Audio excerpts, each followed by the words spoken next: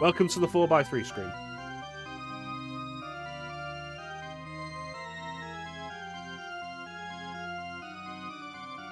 Close out of this.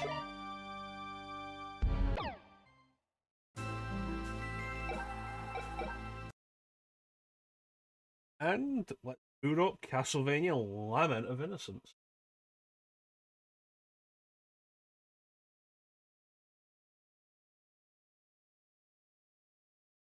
Oh, never again. Never again will you do this.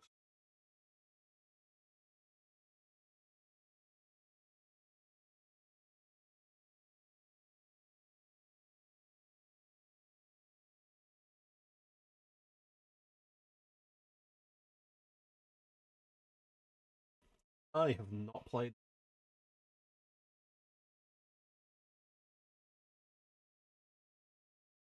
back in.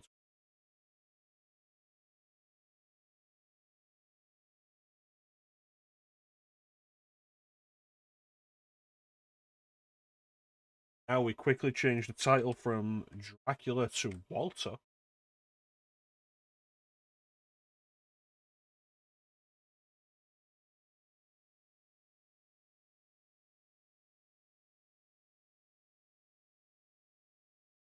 Bing. Chrono fights Walter for his.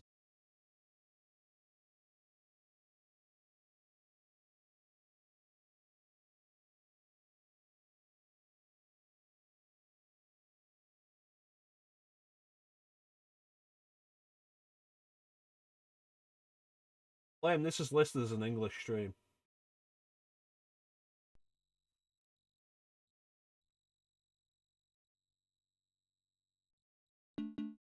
60.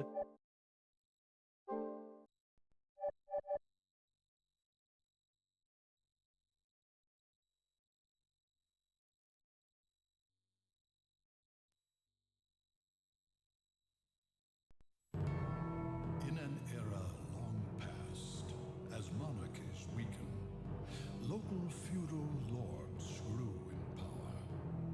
The first knights simply protected their lords' domains. Am I? However, with the reforms of the late 11th century, knights became protectors of the peace. They valued courage and honor, fighting heretics and heathens in God's name. In this age, one company of knights was said to be invincible, due to two men. Leon Belmont, a courageous man who feared nothing and whose combat abilities were second to none. And Matthias Kronqvist, a genius tactician whose It needs some kind of border around it. Like, it's not just the font, it's the fact that it's white text over a light background. It needs a border around the text. By an old friendship. However, sorrow awaited Matthias upon his return from a victorious campaign. It was news of the sudden death of his beloved wife, Elisabetta. Matthias's grief was profound. Because it's in widescreen. He became bedridden. A year has passed since then. Thanks to Leon's efforts, their company remains proudly undefeated. However, a mysterious army of monsters suddenly appears in Leon's domain. The Crusades are raging in the east, and since the church is focusing on fighting heathens rather than monsters, It has forbidden unauthorized battles. Leon wants permission to sortie, but the church has no intention of granting it.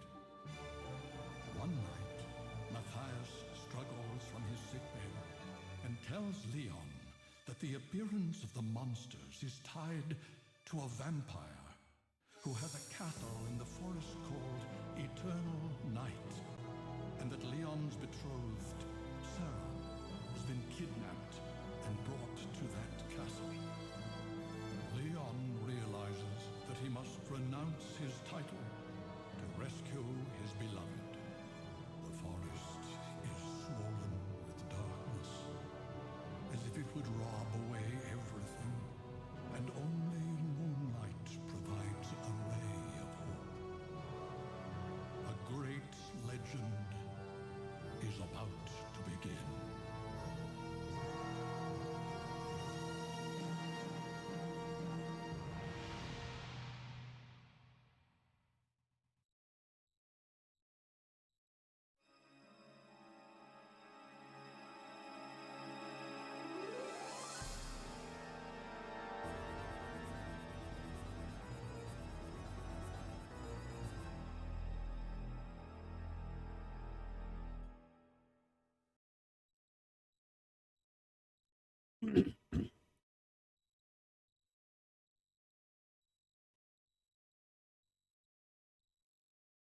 Why?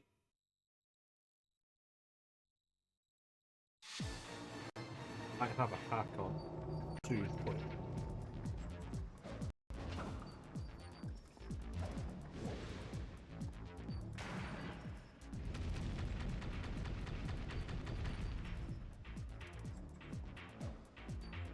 Well, the good news, Flame, is this isn't going to be a single session.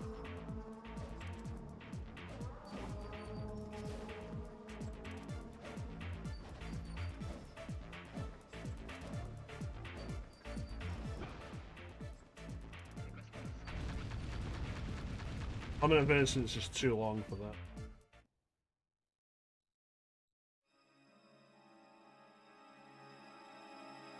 Fuck no.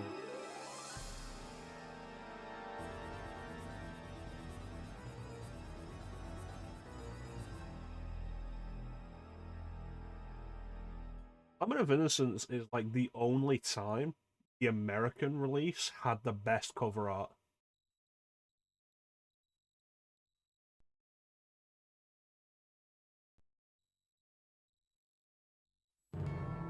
In an era long past. The European box art is fucking awful.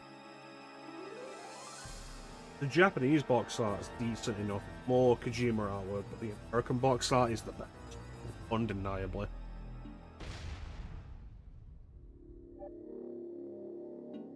Vibration on. Absolutely stereo sound. It was Leon's 3D model, and it's just not pleasant to look at. The Ayame Kojima artwork, much.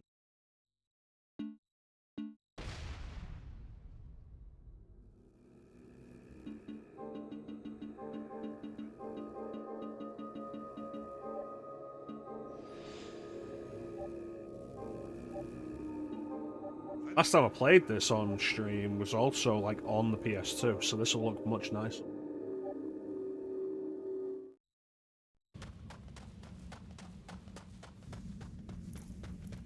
Yeah, I think it's stretched. What just happened? I felt No, something the Japanese artwork is Leon kind of attacking from above. Ah, he must really like you. You won't be able to leave now. Who's there? Now, don't get so excited. I'm just an old man. I just came to gawk at the man crazy enough to come here. You don't seem like The aliasing is terrible. Of course not.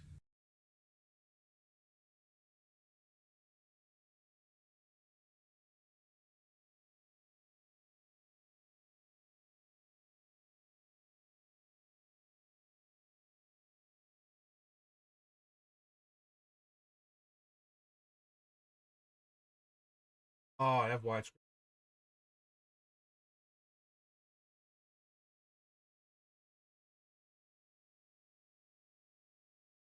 Means put it back in full. Should look much. Keep it.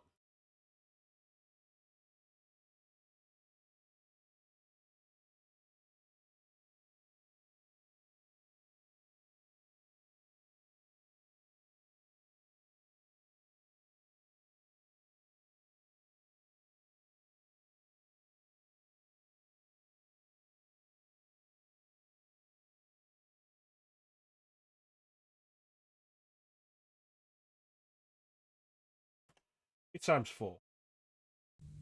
What is your name? Up still. Looks just to hell.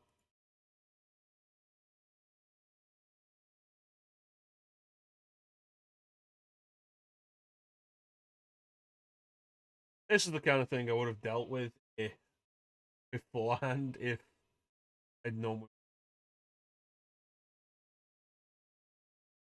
Yep. Fuck it. Leon. Leon. Leon.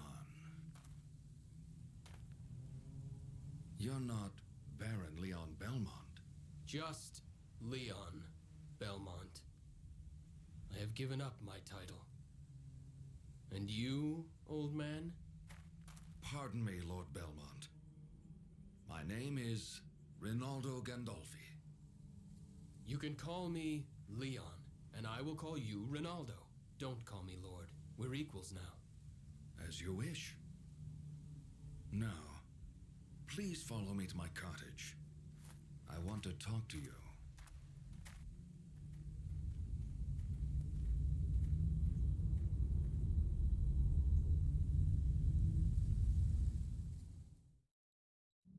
Wait here a moment.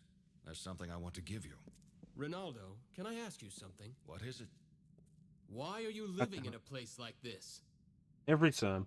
I have unfinished business with Walter Bernhard, the master of this forest. Unfinished business? Not worth mentioning. I owe him. Well, I won't ask any more, but you're not in danger living so close to him? It seems eternal life is extremely boring. He enjoys playing at cat and mouse with the hunters that come here, though, of course, there's no way that he could ever lose. He thinks that, my helping hunters makes the game more fun. I see. But what do you mean by there being no way he could lose? Vampires are loved by the night, and this forest is locked in eternal darkness. He has never been defeated. Well, that may be so, but I must go ahead and face him. Did he take someone precious? Yes, he abducted my betrothed. How did you know that? These It's what he vampires always stealing my does when he wives. starts the game. You came unarmed. Your courage astonishes me. Yeah, I was gonna kick him in the dick. I do have a weapon, just not my sword. But That belongs to the company, and I left it behind Because when I it gave would up be my dust. title. Honest to a fault. I heard that many hunters have met their end here. If that's the case, getting weapons shouldn't be hard. Take this with you. It will help you against monsters. take this with you. It's kinkier. What is this?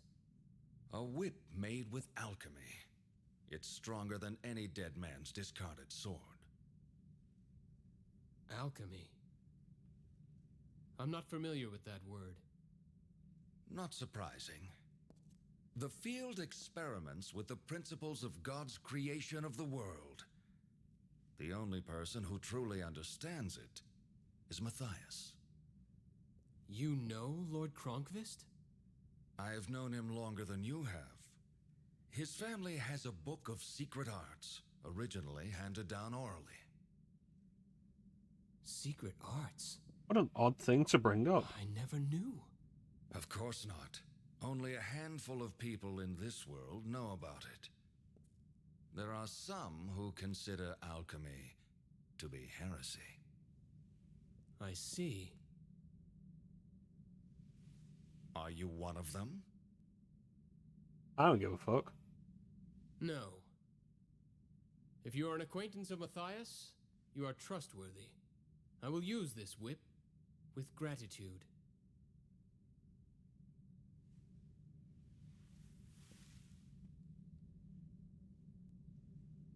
Put your left hand out. My left hand. Like this? Let's start the game somehow, Peach.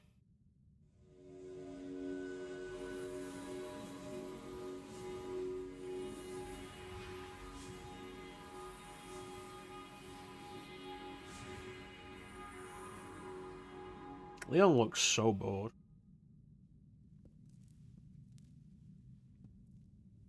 That should do it. You can put it down now. What was that? The gauntlet is enchanted now. A spell? Some enemies' attacks release a special power. If you block them with the gauntlet, you can gather that power.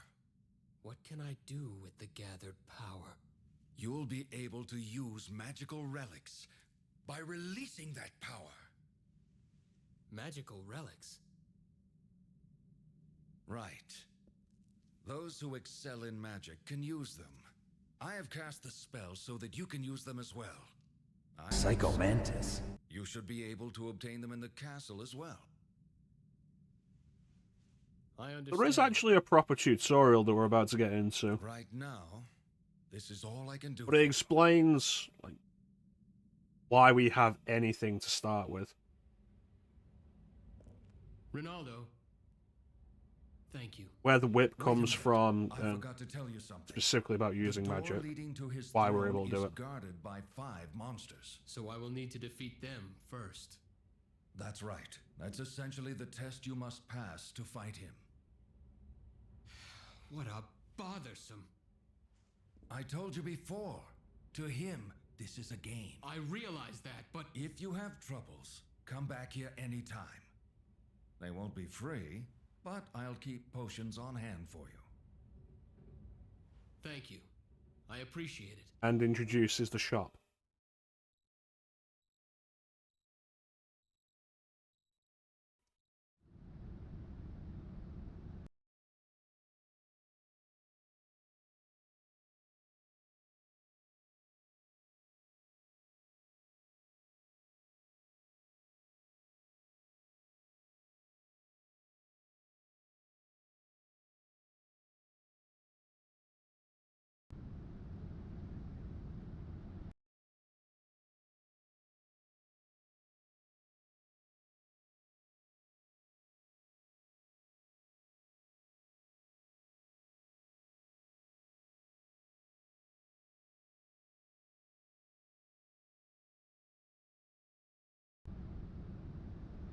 Alright, never mind.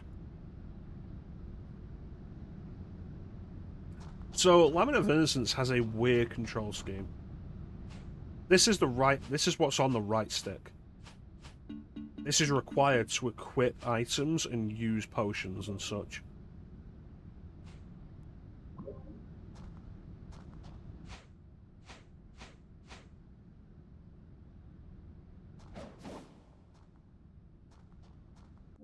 Which is particularly odd because you can go into the menu here, look in the item list, and then it tells you use them in the real-time menu. It's like, what?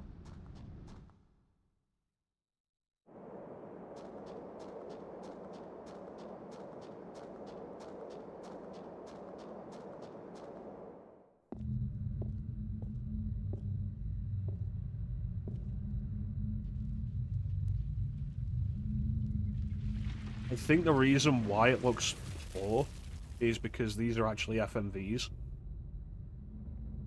Why it looks so alias, the FMVs. Look at his Sarah, dead wait for eyes. me. I'm coming to save you.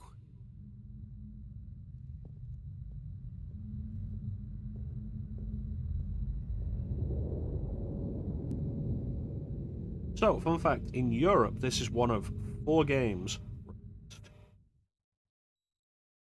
with just the title Castle-Day-nia. And to make matters more confusing, within... I forget when they released the NES version on Game Boy Advance, like maybe in 2000. Like within a 10-year span, you had Castlevania 64, Lament of Innocence, Circle the Moon, and the NES version released on Game Boy Advance. All released under the same name.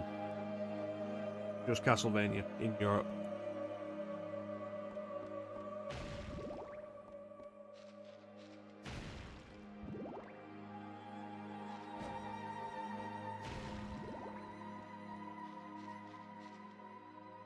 So last time we did this, we didn't actually fight the optional super box.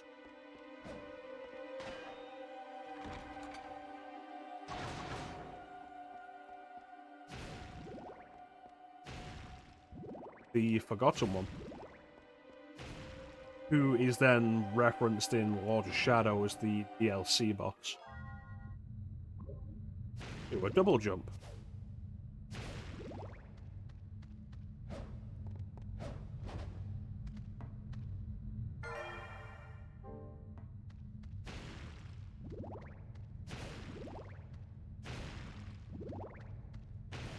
This was Konami's second attempt at bringing Castlevania into 3. And I think, in terms of its design, it's not as rough as Castlevania 64 or Legacy of Darkness, but it's also less interesting.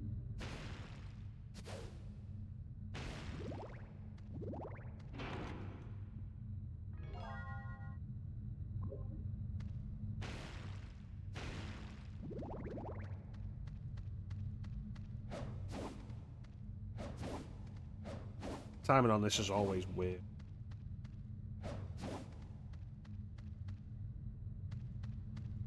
Once you get it though, like, it's fine.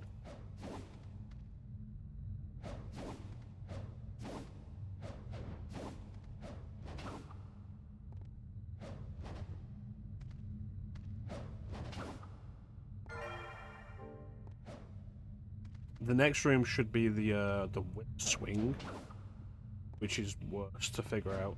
But like once you get it, you're fine.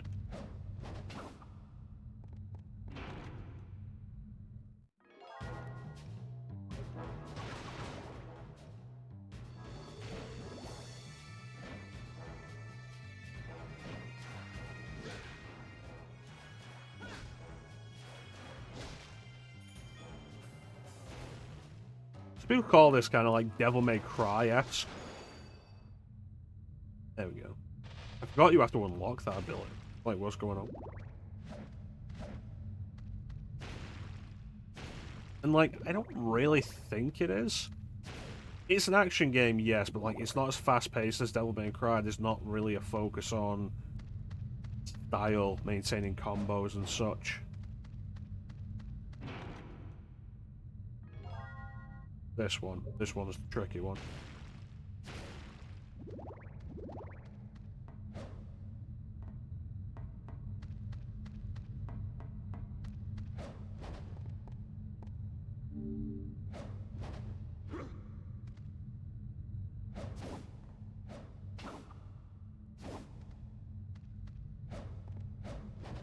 So every time I do this, I always have trouble getting the timing down on the second one, but then once I get the timing down on the second one and figure it out, I'm usually able to just keep.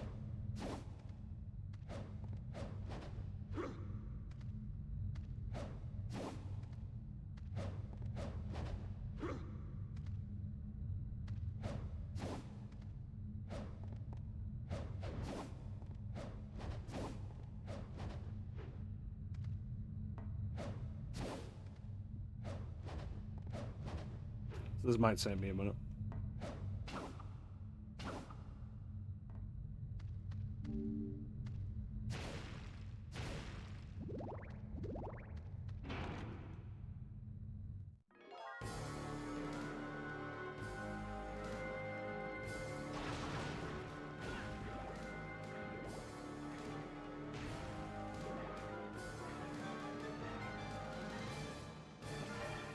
Magical relic.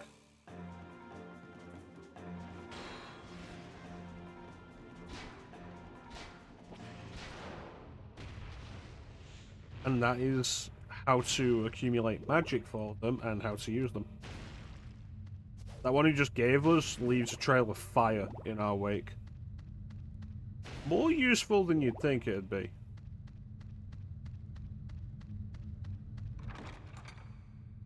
And that is the tutorial. That's it. Now we have the rest of the game.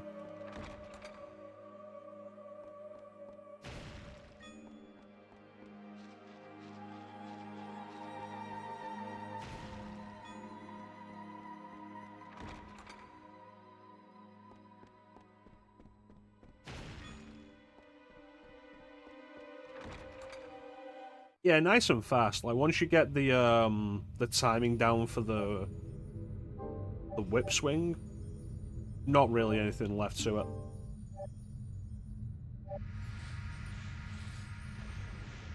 That's a save point. They'll always be behind these blue doors, so you'll always know when you've found one.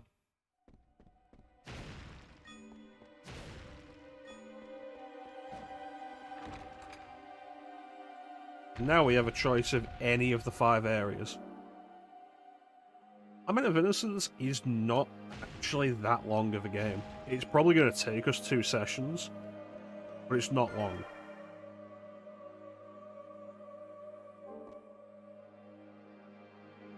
Because there's not actually a whole lot after this. We go through the 5 areas, we kill the 5 bosses at the end, and then we unlock the final area, and kind of it. Each area you're looking maybe 45 minutes to an hour.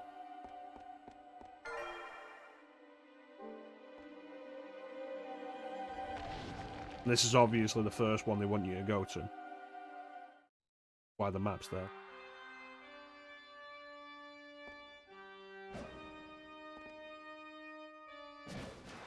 And now we're in it.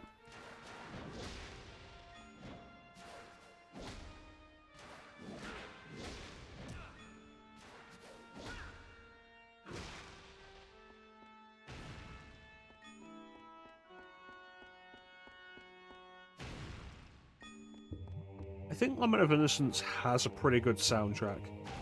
I just don't think it's a soundtrack for the kind of game this is. Canonically, this is the earliest game. Leon is the first Belmont.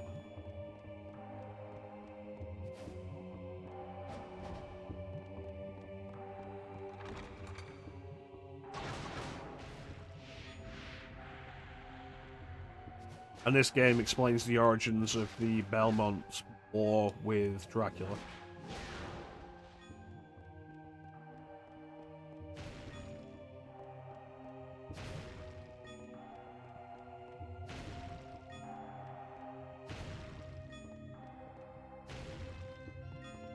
I believe it's still Michiru Yamane composing the music.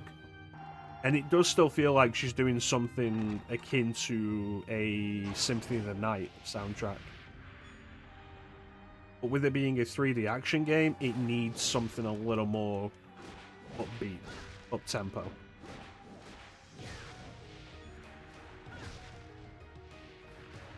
Because, like, you could imagine this in a Symphony of the Night-esque game, like going through the underground cavern areas, maybe.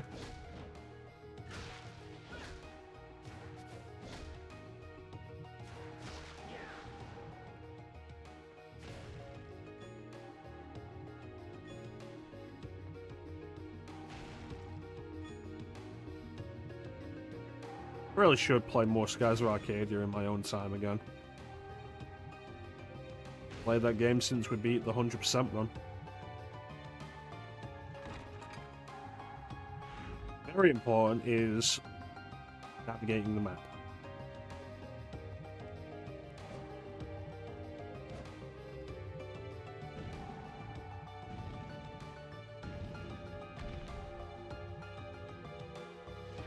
You find this and you realize, oh, there's going to be 3 of these switches and I'm going to have to find them all to progress. So the earlier you find this, the better, and then that gives you the clue. Keep an eye on the map and make sure you are checking every turn.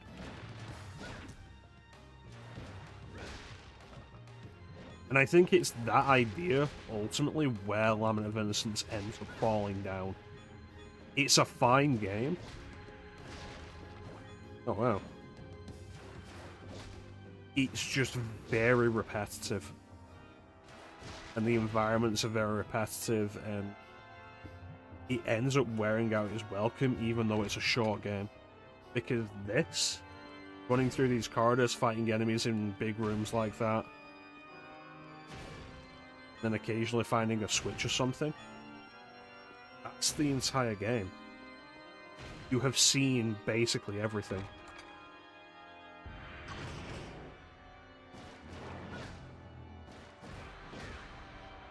And there's not really even that much enemy variety.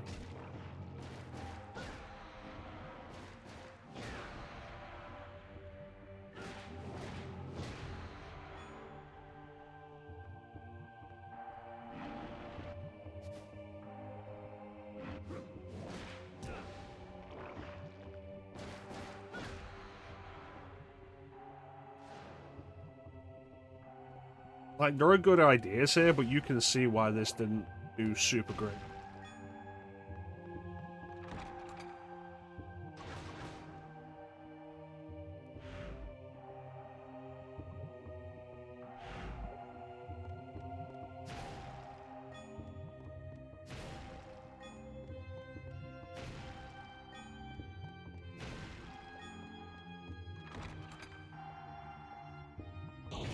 Might also help if it wasn't fixed camera.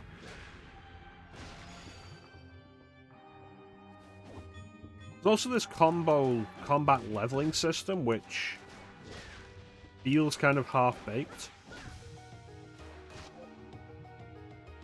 Like, there's a stat system there, like in Symphony of the Night, but there's no dedicated leveling system or anything. You'll just end up getting more attacks as you go and such, and it's like, nah.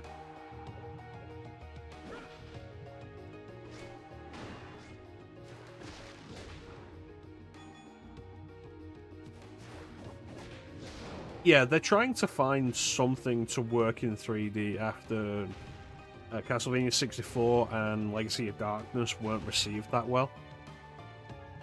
And it's a real shame because I think the Castlevania 64 and Legacy of Darkness ideas are the best 3D ideas Castlevania ever had. And I feel like if they'd spent more time refining that, they would have had an absolute winner.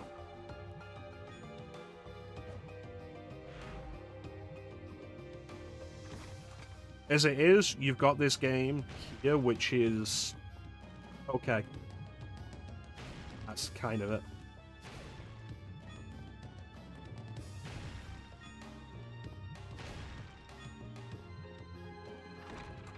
Not awful. It does everything it needs to do. It's very serviceable.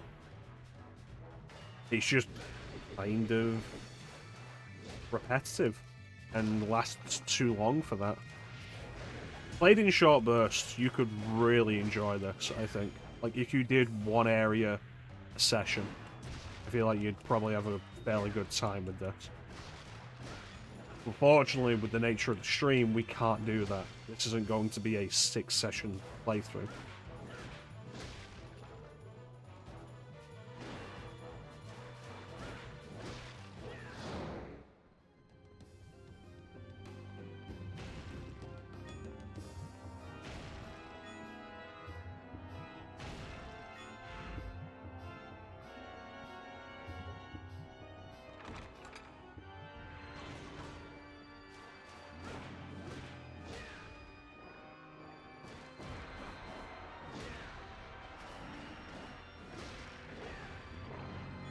And so after this, Konami would try 3D Castlevania with Curse of Darkness, which tried to adapt the Metroidvania idea into 3D, and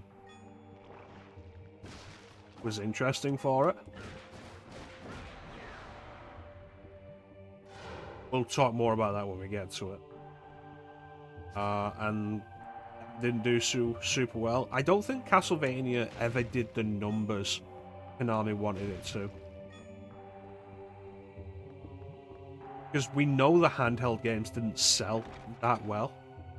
As good as the Metroidvania games are in the series, we know they didn't sell that well. And it's a big part of the reason why Dawn of Sorrow and Portrait of Ruin had the anime art style instead of the Kojima art style.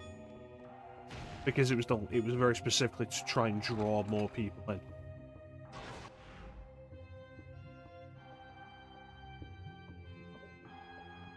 And they just never sold that well. Which is a shame, because they are fantastic games. And it's so good to see them get a re-release in the Dominus Collection. So more people can them.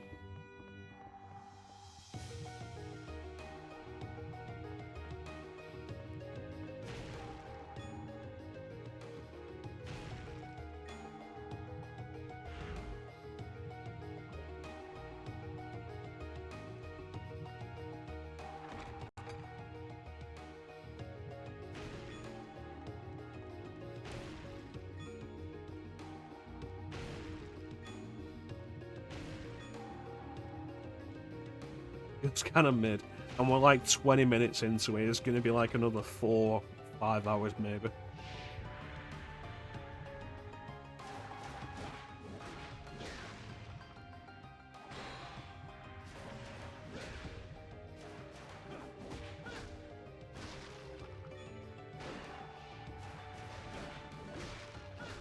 I think at this point, I think it was only Devil May Cry 1 that was out.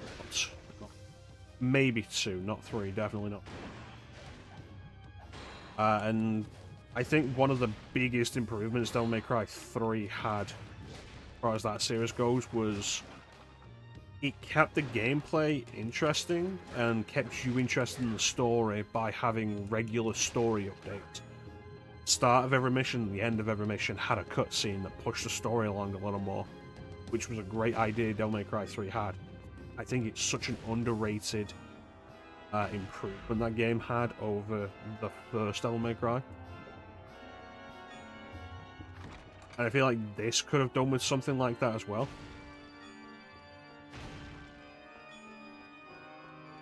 Because as far as the story goes, we have the Succubus boss fight. There'll be a cutscene there and a cutscene afterwards.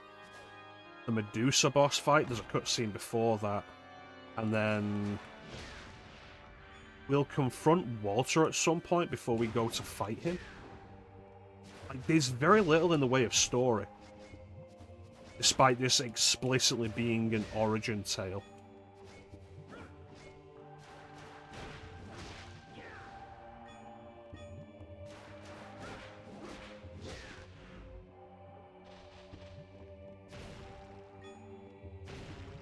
Which is very similar to Resident Evil 0 in that regard. Well, hey, see how the mansion incident occurred, and then there's, like, no real talk about it. No real story. And Bravo team just isn't even in the game.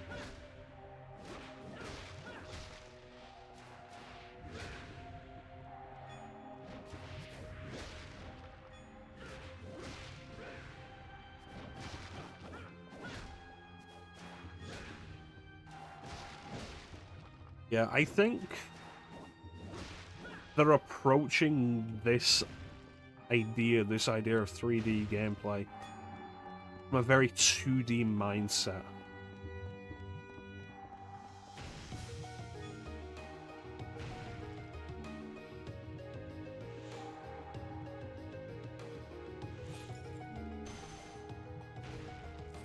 And I think that's a big part of the problem, because you can't do 2D in 3D and still expect it to work. 3D, inherently, everything takes long. Travel, combat, all of it takes long. If the combat was as fast as the 2D games, it wouldn't necessarily be an issue.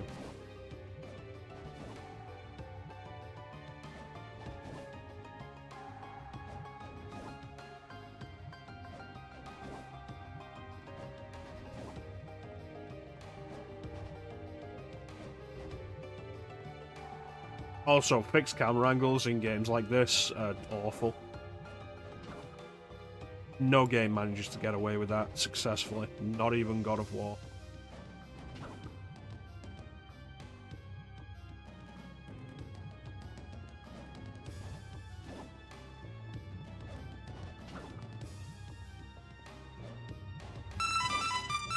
Oh, it's Clem.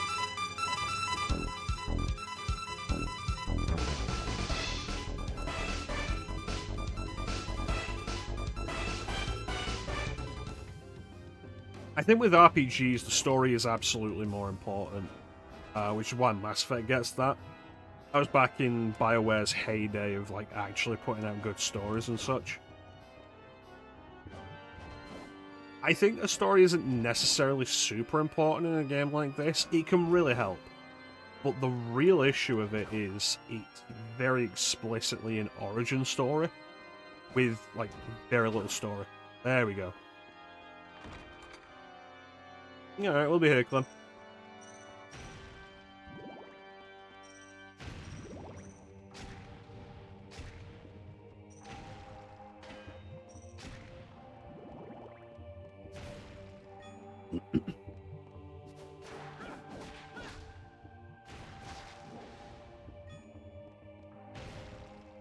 And I suppose the story it has is fine. It does a better job of an origin than Resident Evil's.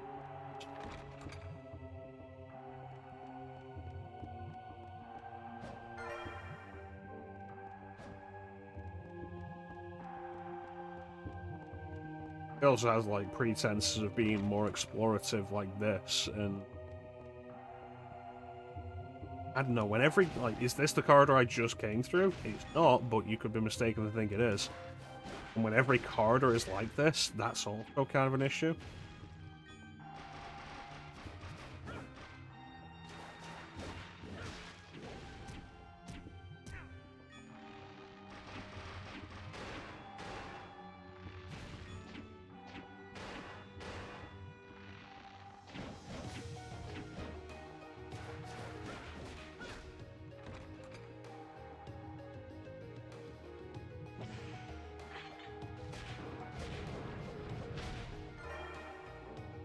Wonderful.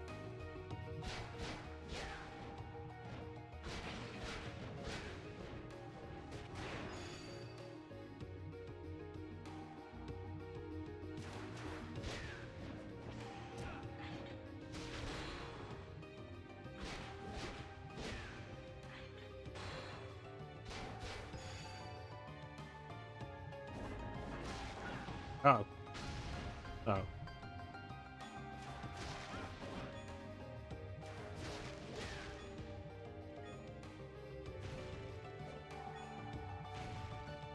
I wonder if I actually gained anything by going this way. Anything mandatory.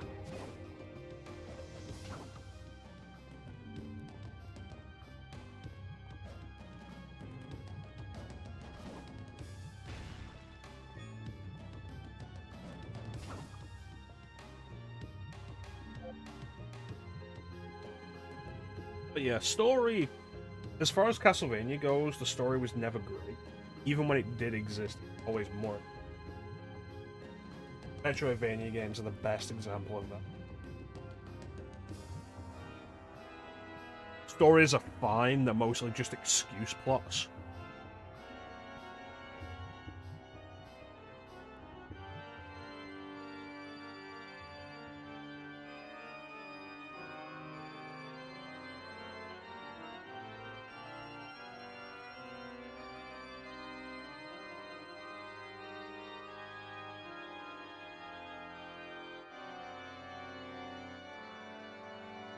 I think it does depend on the kind of game. RPGs, absolutely, the story needs to be there, it needs to be strong. Especially in the case of Mass Effect 1, because the gameplay isn't.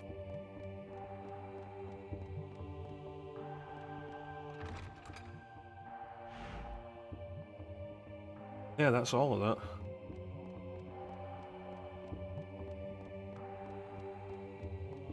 Mass Effect 2 and 3 have overall weaker stories than Mass Effect 1, but much better gameplay.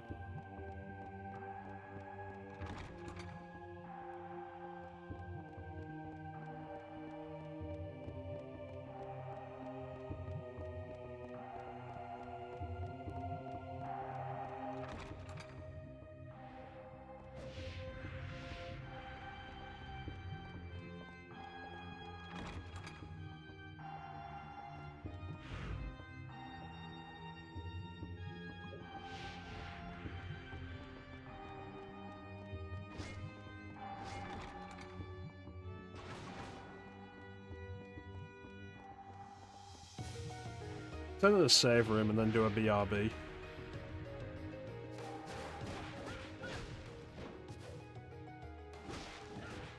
You can always tell save rooms on the map as well, even when they're not explored yet, because they're red.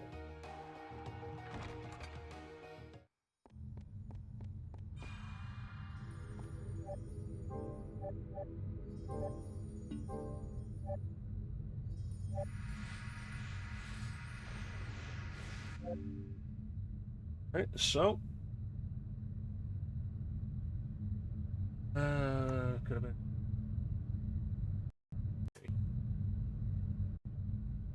Kingdom Hearts is an interesting one. Keep that thought in mind. Discuss it after the hobby. By the way.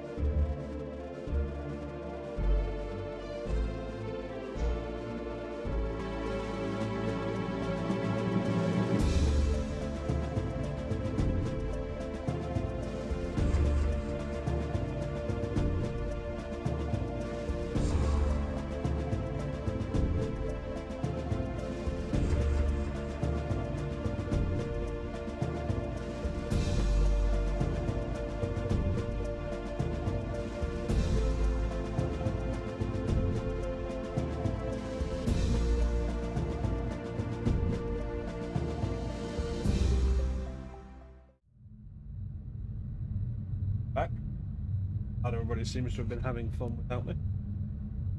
What do I miss? I assume Discord. Oh, switch.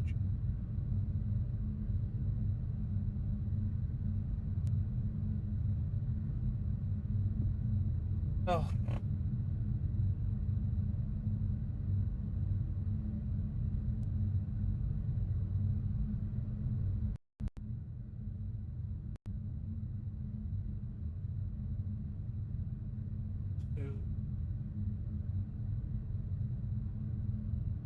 Yeah, Bane said that numerous times about Chain of Memories. Understandable.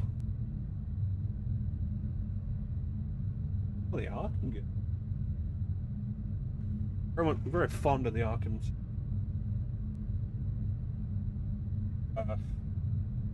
2 years ago? It wasn't last year. My birthday stream, 12-hour stream. And we played Arkham Knight for 12 hours.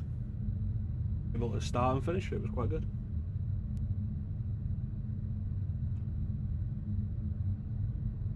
Recoded, yeah.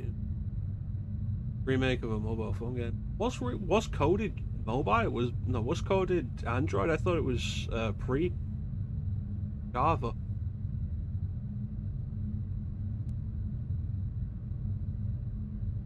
That's 3 film finished. Quickly. 3 overcomplicated. 4. Let down. I keep saying, Kingdom Hearts 3 should have had more Disney TV show representation.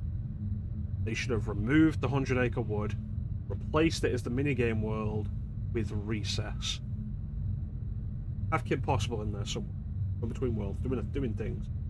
Shigo, Dr. Draken. So much possibility if they would have bothered to bring in the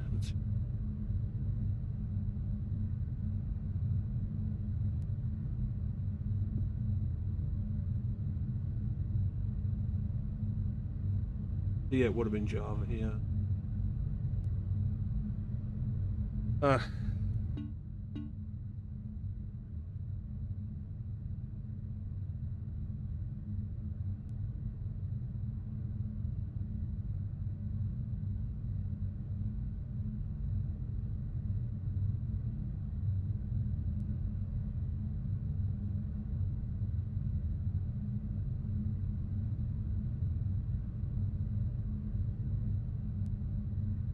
I remember you saying to me, Ben, about Before Crisis, that somebody was remaking it in RPG. Did that ever end up going? You're telling me, but it was.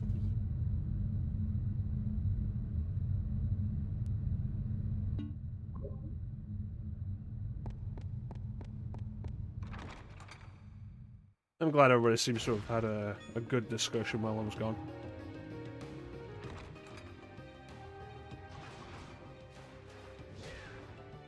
Discussion is what's going to keep this interesting.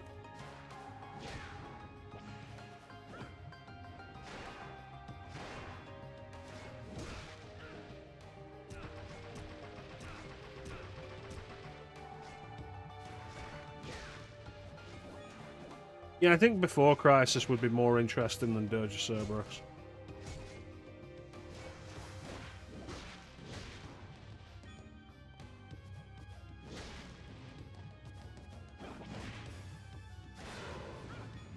I think we should be glad we got coded at all.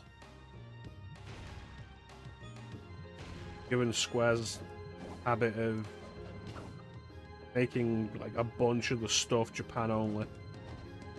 Like, let's not forget how much was added in to Final Mix that we didn't see until Kingdom Hearts 2.5 HD.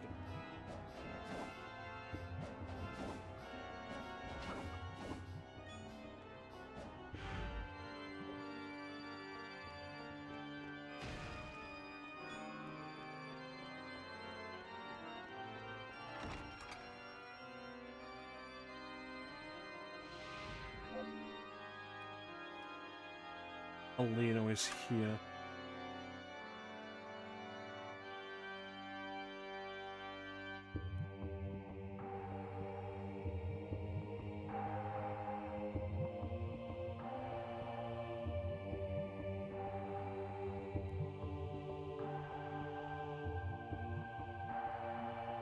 Yeah, I think I recall here.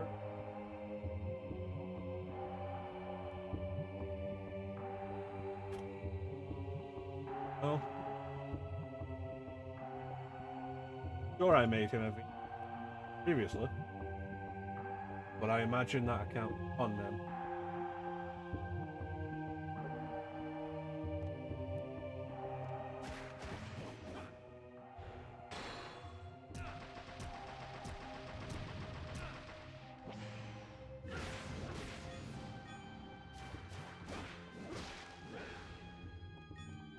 But yeah, stories in video games. It really depends on the kind.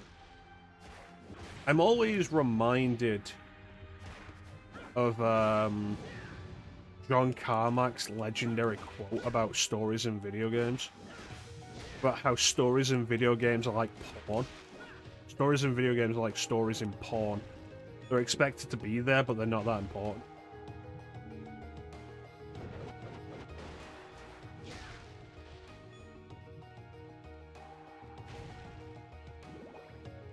I never forget about the PS2's online capabilities. Lest you forget that I spent a long time wanting to play Outbreak, and now I can play Outbreak, and I'm just not playing Outbreak. Soon. Absolutely something to put on the list.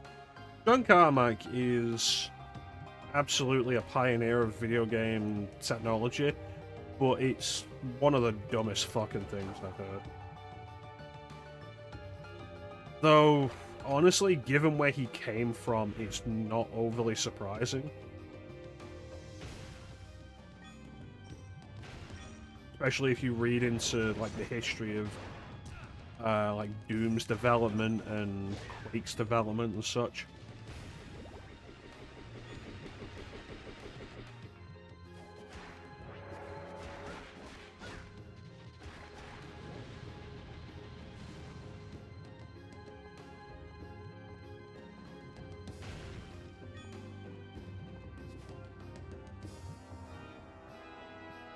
I think it was Doom Tom Hall left during the development of.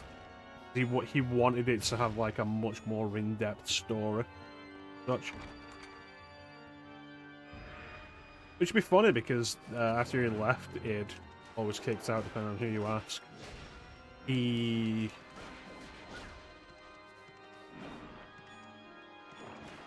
headed the development of Rise of the Triad, which didn't really have much of a story either.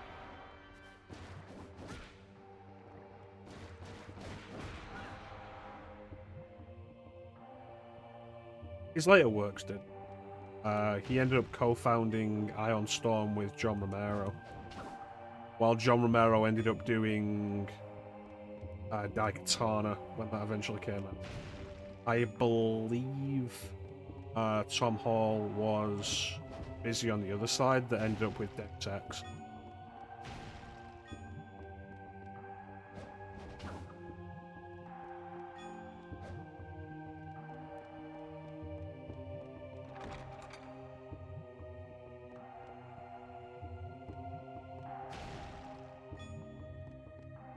Yeah, I think you're absolutely right, Peach.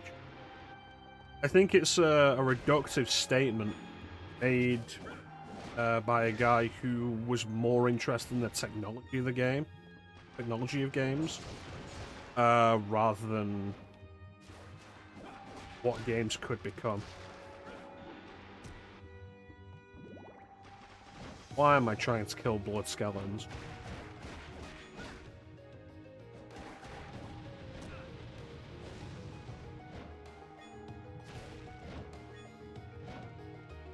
Just for those who are unaware of who John Carmack is, John Carmack was the lead programmer on a lot of id's games back in the day. I believe, like, going from stuff like Hover Tank 3D into Wolfenstein 3D, he made the engine, he coded the engine, created it. Same with Doom and Quake. And, like, the man is very good at what he does.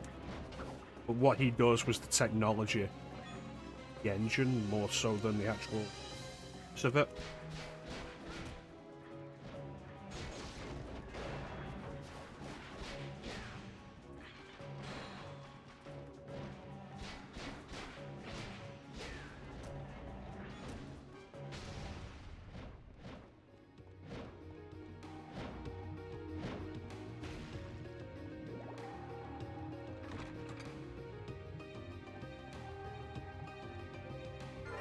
Excellent progress.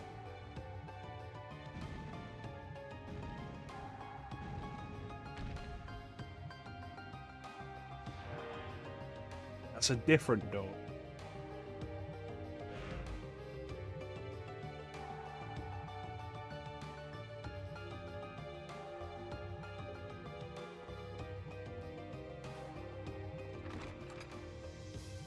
Yeah, I believe he said that quote around the time Doom 3 came out. And Doom 3, very impressive when it came out technologically. The lighting effects in that game were astounding. And it's still an engine that holds up today in a lot of aspects. Who would have thought Doom could work in a horror concept? A lot of fun. I should play more of the Doom 3 VR port that I got. Because that was fun. But even by the time of that quote, though, that release, there had been so much done with stories in video games. Metal Gear Solid springs to mind, even if you want to go, like, if you want to go outside the RPG genre.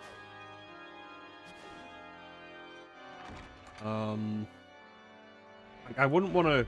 We could talk about like Kojima's works, like Police Notes, but I wouldn't want to say visual novels because you could very easily argue that not so much in the sense that John Carmack would think.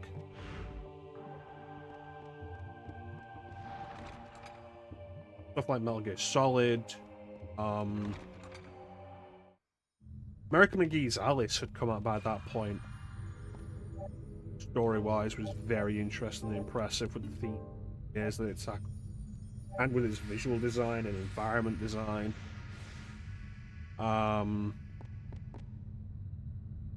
Helped explore those themes and develop them in the background. I think American McGee's Alice can be particularly relevant to this because American McGee worked at id prior to that development. He worked on the Doom release, he worked on, I believe, Doom 2. He was involved with Quake. So that's particularly relevant to that conversation, I think. Life is Strange is a game I've not really played. I haven't gotten around to Alice. I believe it's on the list. Let's, real quick, let's pause this for a second. Bring up games.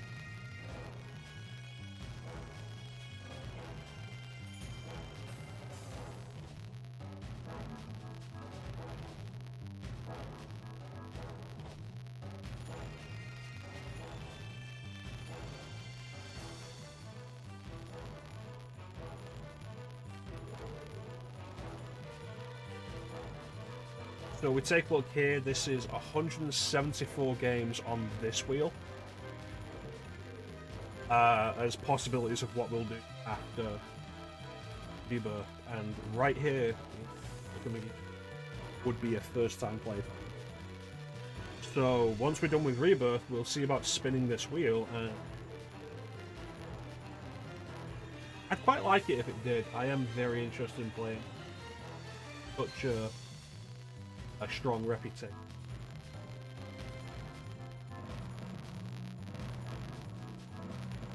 What we'll do is shuffle.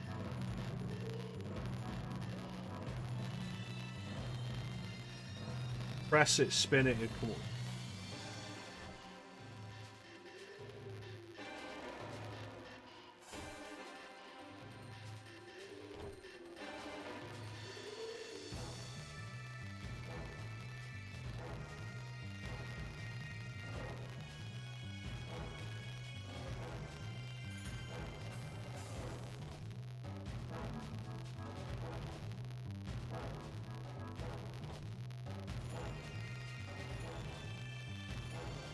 Yeah, maybe Alice will be the next game after Rebirth.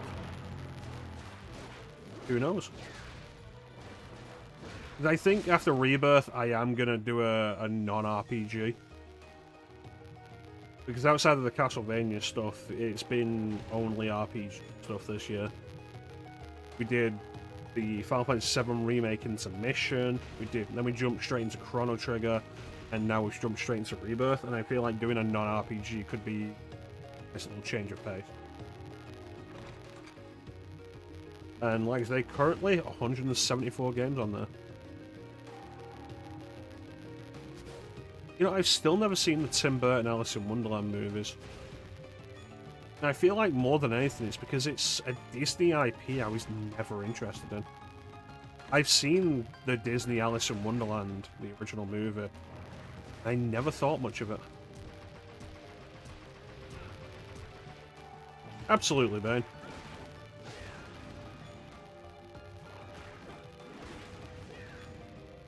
Every game on that list is something that we haven't streamed before, and the point redemption for the video game redeems is the only requirement of that, is that I've not streamed before. Did you have anything in particular in mind, Bane? I imagine you've got enough points.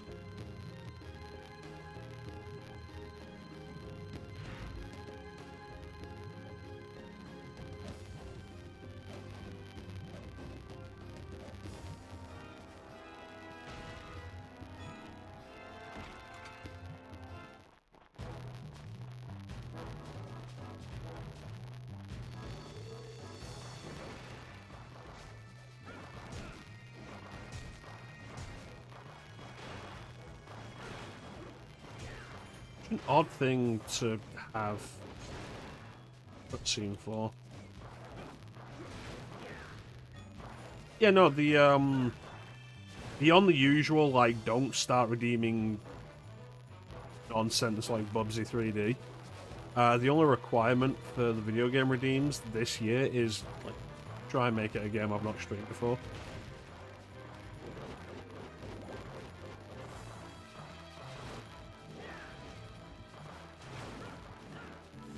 Tomato juice. Tomato juice. That's how Clem would say it, tomato.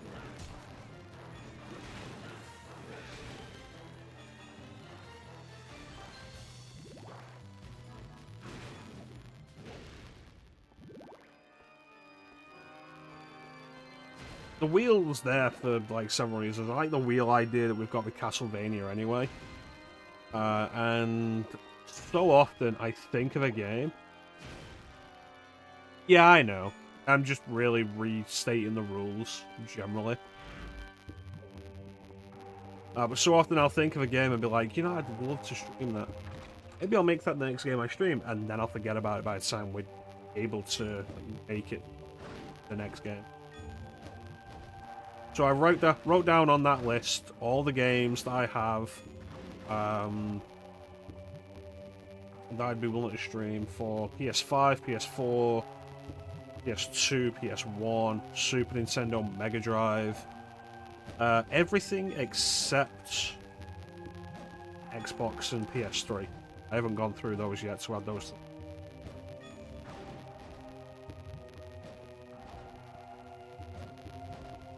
And, of course, not sequel. You probably saw Assassin's Creed on there. Assassin's Creed is on there. Assassin's Creed 2 is not. Because do the first one and then put the second one in. Oh, very nice. Let me know what you think of that, Bane. I've always been somewhat interested in that. I can never remember if that's a game I heard bad things about or not. I might be getting it confused with Thousand Arms. Incidentally, I was out today and popped in CX, as I do when I'm out. I'm always kind of curious. And saw a copy of Forbidden Siren 2.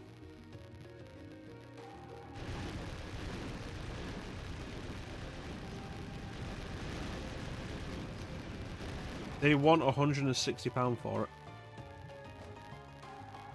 Which feels like it's a little much.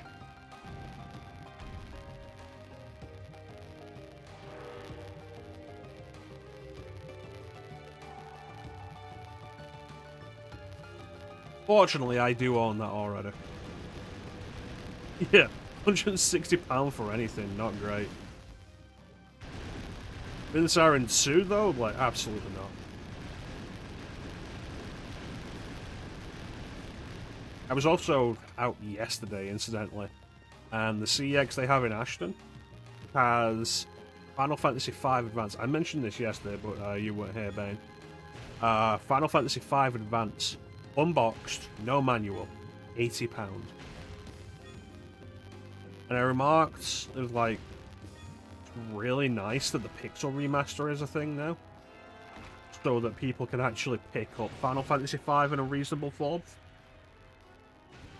Because before the Pixel Remaster, it was either the really poor Android version, it's awful, a really ugly Android version, or the PS1 version with the honest to god awful localization.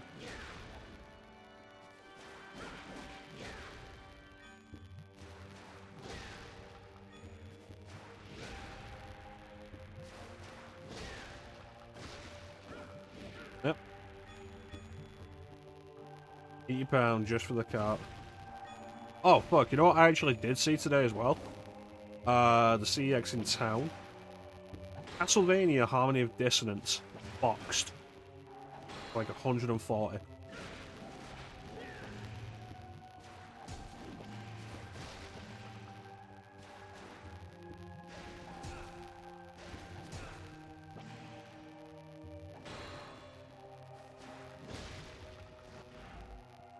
And it's like... That's... Again, thankfully, that game is available now on the Castlevania Advance Collection. So if people want to play it, they have an actually reasonably priced way of doing so. Honestly, fuck the retro market.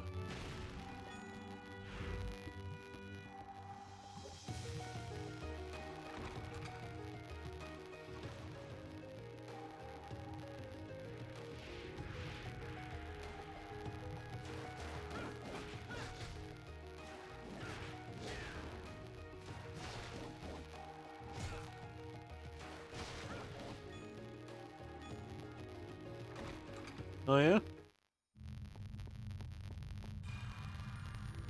I admit, I've always been kind of curious about Snake Eater.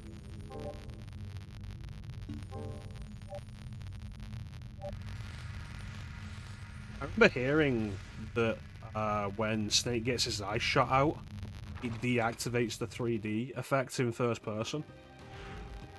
And I remember thinking, like, oh, that's really cool. Apparently, it's not true.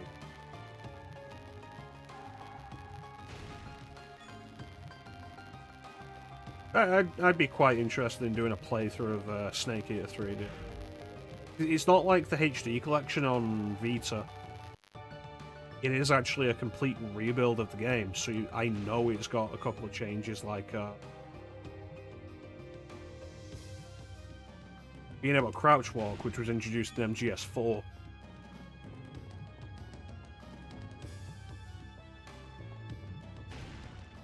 A resurgence of vinyl is such an odd thing. But the advantage the vinyl research... Yeah, I'm absolutely... The advantage the vinyl resurgence has is they're making new vinyl records. Which, like, if you want to be into a niche hobby, cool, great. Especially if they're going to make things to cater to you. That's absolutely great. But the retro market, nah, it exists just to get people off and keep people from playing good games.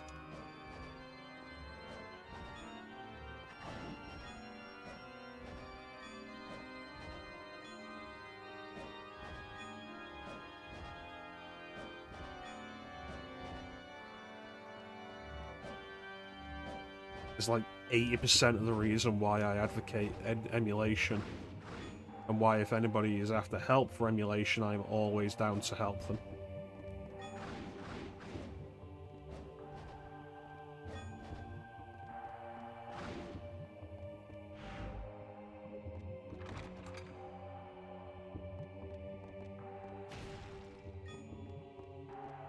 if the games become available on modern platforms at reasonable prices, especially via digital distribution, I'll say, like, yeah, absolutely pick them up. They're worth picking up, and you should.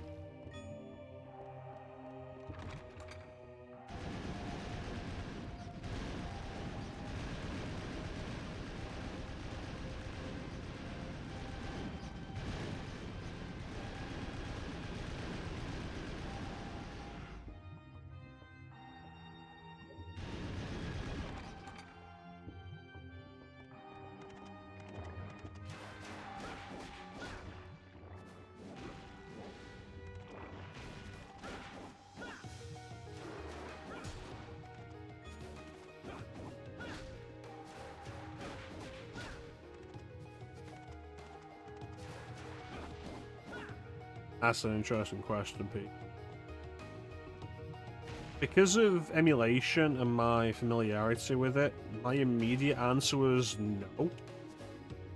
But then it's like, oh, what about games in a later generation that I can't? And I think the answer there would be Spider-Man Edge of Time. I could pick it up. It's expensive to do so.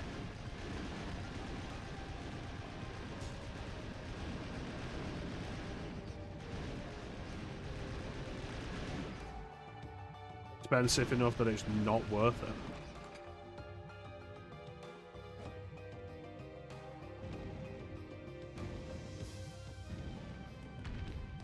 And it's like the only game of that era that released on PC. Spider-Man game of that era that wasn't released on PC.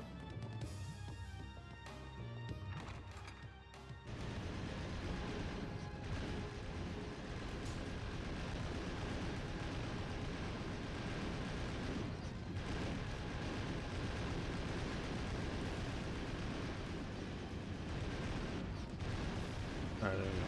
Just say something a minute ago. I got distracted by the spike wall.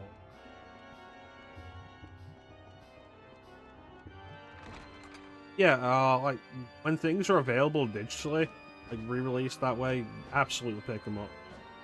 Purchase them in some way, and then great, you've made your contribution. You've supported the developer, the publisher, or whatever. Whoever owns the rights. But until that time, like, absolutely. Fuck, even after you buy it, like, this is a game I own physically. I'm emulating it because it's a better experience.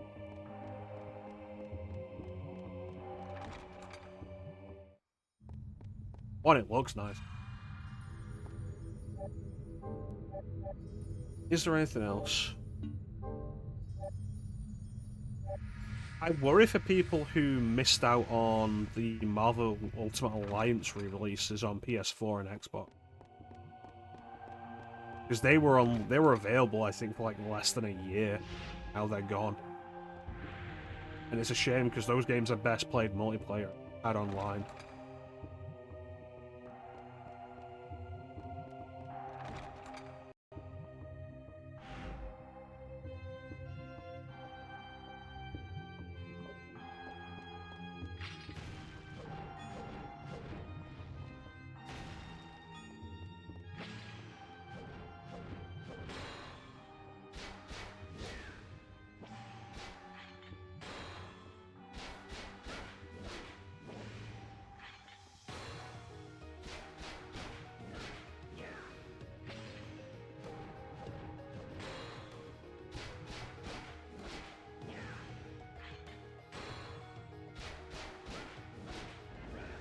I want to pick up Silent Hill Downpour again for Xbox so that I can stream it.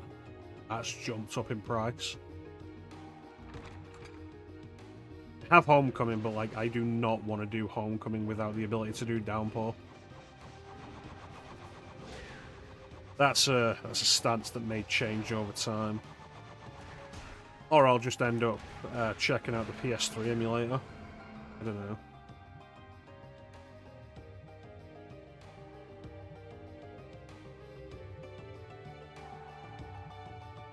We'll see.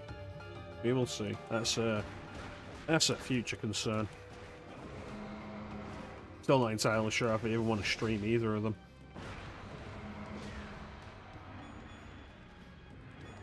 The only Silent Hill game I'm sure of wanting to stream that I haven't streamed before is Shattered Memories.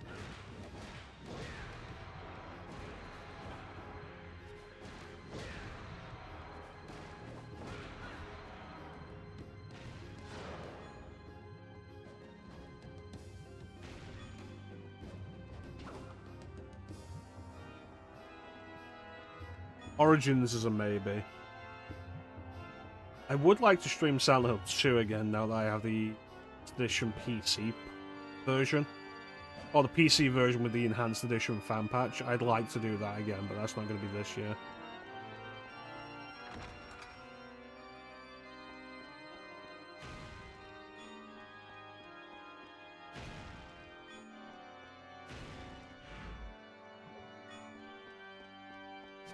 Honestly, I'm not overly interested in the remake of Silent Hill 2.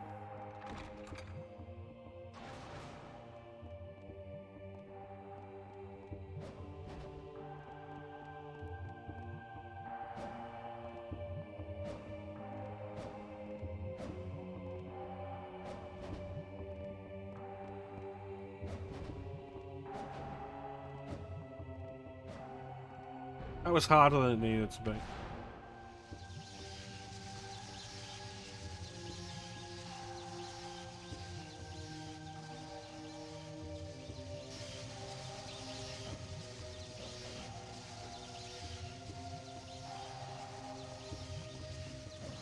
Like, I respect it as a game and everything I've seen. I was never overly into the idea of Silent Hill 2 remake anyway. I would much rather the original game be re-released.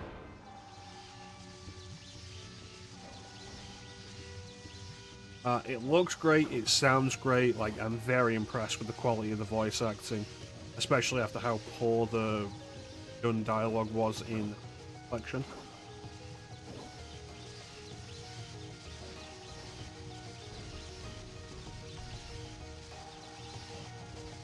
The combat looks really tedious, and it looks like there's a big focus on combat. Plus, the game is so much longer than it originally was, and I do feel like that's probably an issue with padding.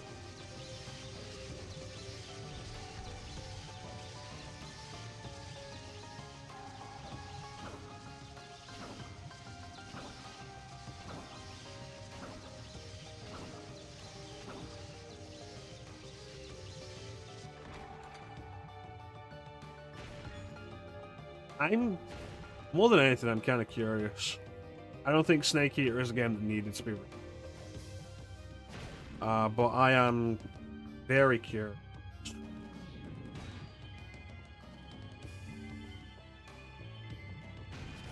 In particular because of the reusing the original dialogue. Like, what? And it's such an odd thing as well, like, they're gonna reuse the original dialogue for the game. For the new game.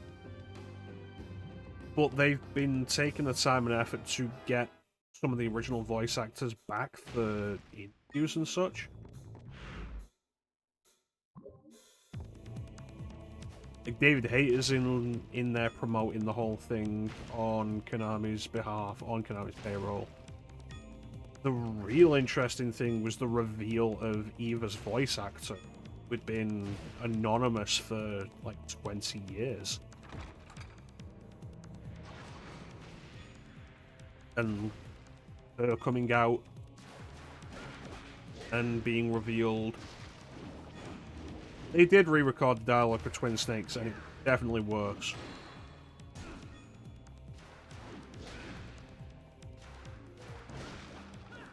I've complained about the re-recorded dialogue in Twin Snakes before, which is entirely because the voice actors sound really bored doing it.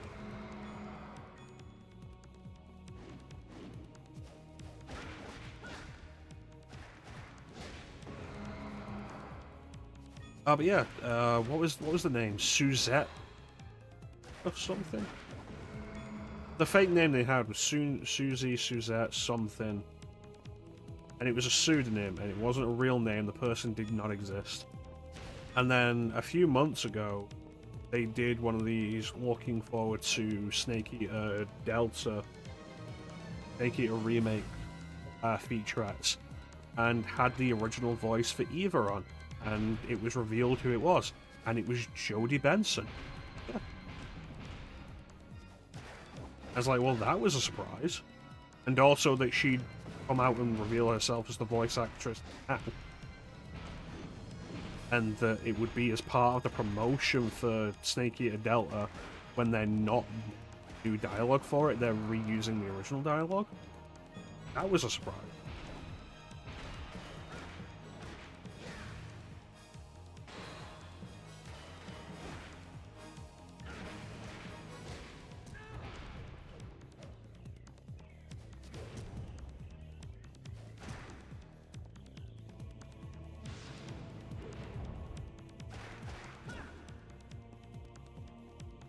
Yeah, it was a common theory because it sounded like distinctly like her.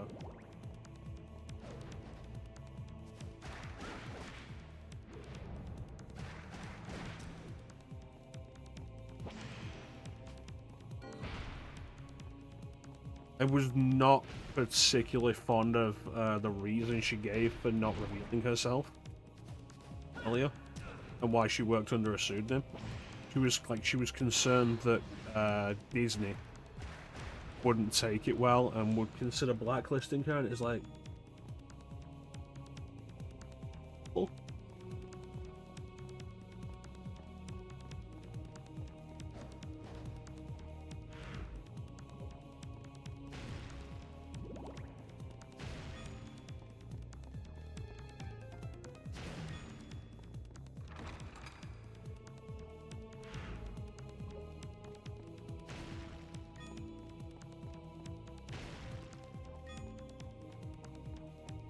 Yeah, more than anything, I'm just curious. But I'm not overly interested in playing it.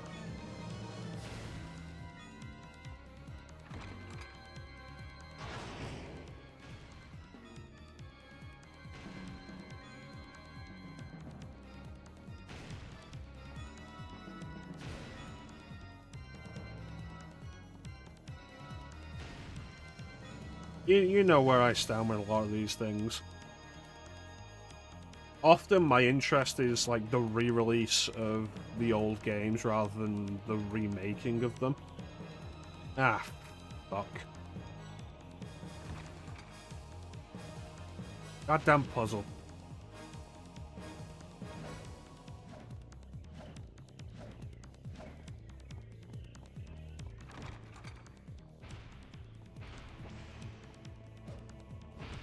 Alright, woman, goat, goat, woman, goat.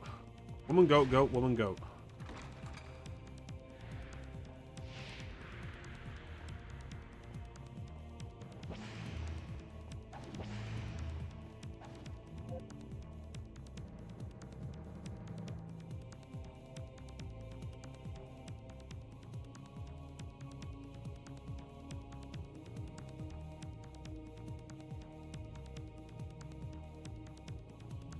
Goat, woman, goat.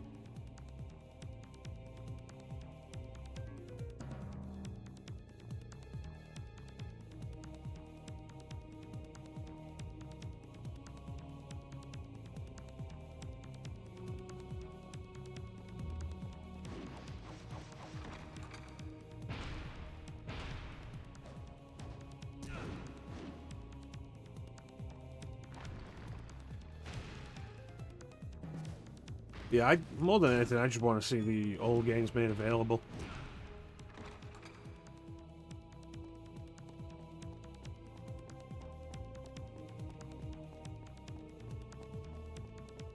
Especially in Silent Hill's case.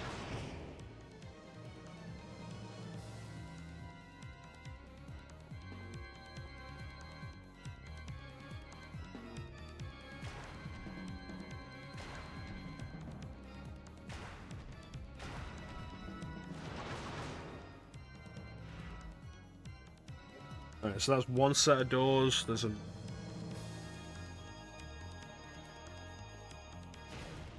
Where does this lead to? This is a dead end. With health upgrade. Awesome.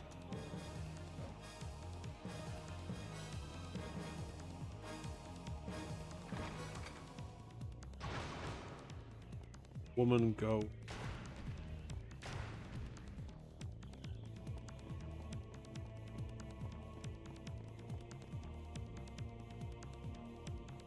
And a woman. Absolutely. We hope Master Collection Volume 2 is going to be a thing, and like it should include MGS4. MGS4 should be the center of the package.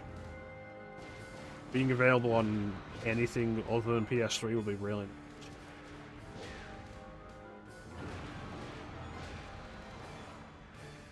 nice. Portable Ops, Peace Walker. I would hope for Acid and Acid 2, Ghost Babel.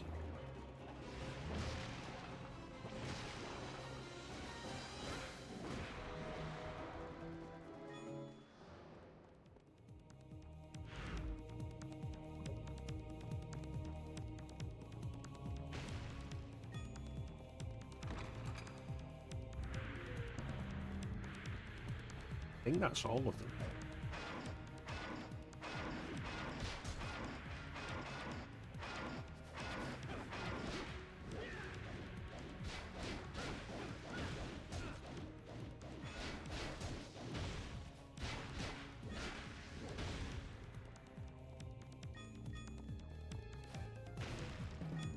I feel like you could say, oh, that's too much, your standards are too high for this, you're expecting. And I'm like, given what we got in the first Master Collection, all I'm asking for is stuff to match that.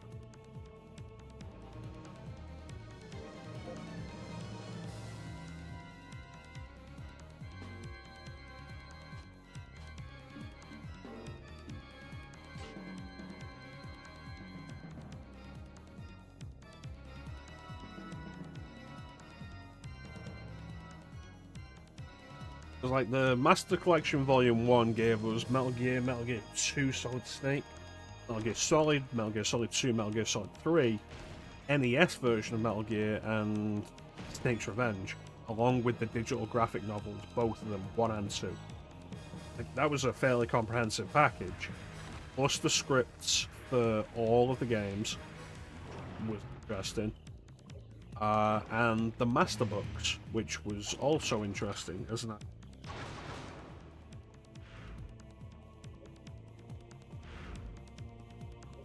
I just think, like, that would match the second collection to the first.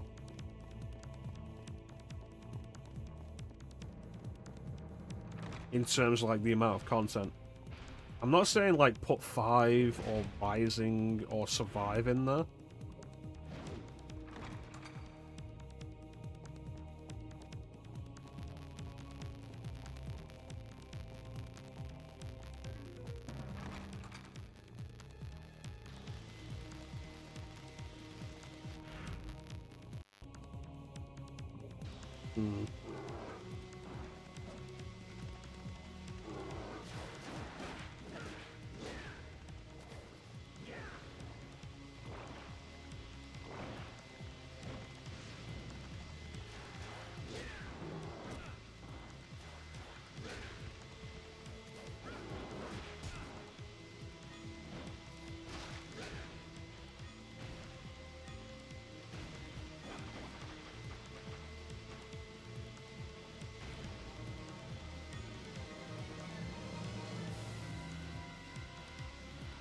More of these collections would be nice, though. Like, I really do appreciate... No, I've never touched Survive. I had any interest in it. I didn't have a lot of interest in it when it was announced. And then it came out and it turned out, oh, it's not very good. And also, you can have one character slot, and it will cost you $10 for a second. And it's like, you know, Konami, fuck off.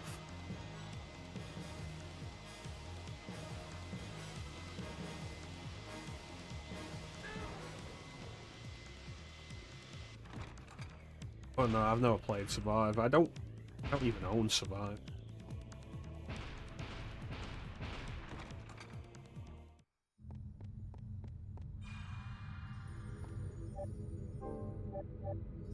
Like, I own a lot of shit.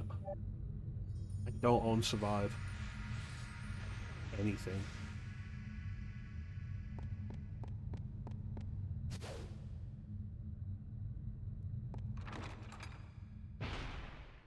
I am very happy with, like, a lot of the collections that have been coming out. I'm glad my prediction about that was actually very true. That companies would be packaging together a lot of their old games to re-release, to pad out their release libraries. Really happy that was true. And now you've got like the Capcom Fighting Collection 2. And it's like, cool, finally, a re-release of the Power Stone game. Brilliant. And a return of Capcom vs. SNK. So good. Such a good idea. Keep saying, like, we need Capcom vs. SNK.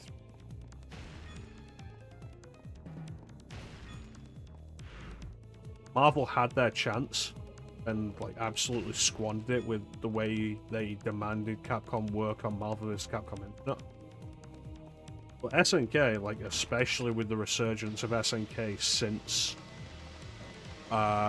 King of Fighters 15 has done pretty well. And Samurai Showdown making it really, really strong comeback. It's like, did anybody expect the most recent Samurai Showdown game to be as good as it was? Yeah, that's really good. I'd love to see a new Capcom vs SNK, because the last Capcom vs SNK predates like a lot of Capcom's big IPs.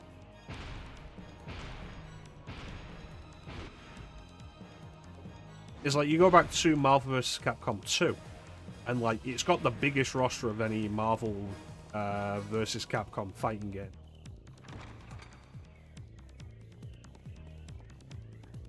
And then you go to Marvel vs. Capcom 3, and the roster is smaller. Even in Ultimate Marvel vs. Capcom, the roster is smaller.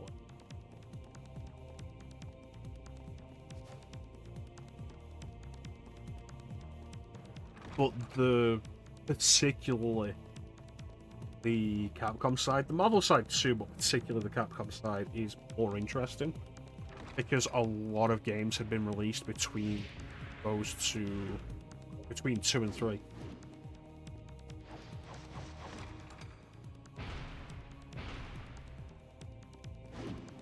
So you had newcomers all of a sudden, like the entire Devil May Cry series, Dante, Virgil, Trish, all new. Amaterasu from Okami, Beautiful Joe, Phoenix Wright, Frank West.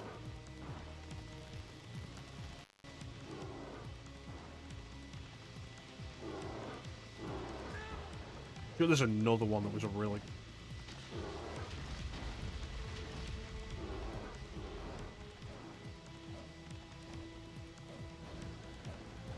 You had all these characters from games that didn't exist when the previous Marvel vs. Capcom came.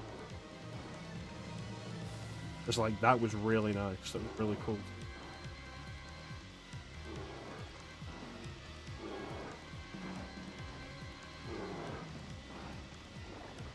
I think I'm going to reset this room.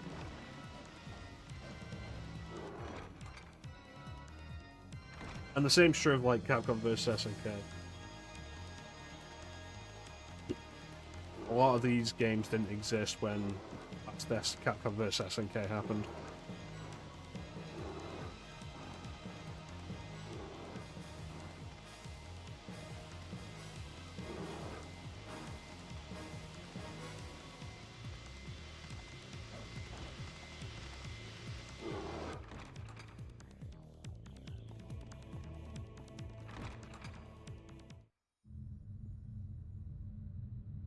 More collections of classic games. More good collections of classic games. Every time you think something will never actually get a re-release, it does. And that is always such a good... Like the Teenage Mutant Ninja Turtles Cowabunga collection. Whoever expected that?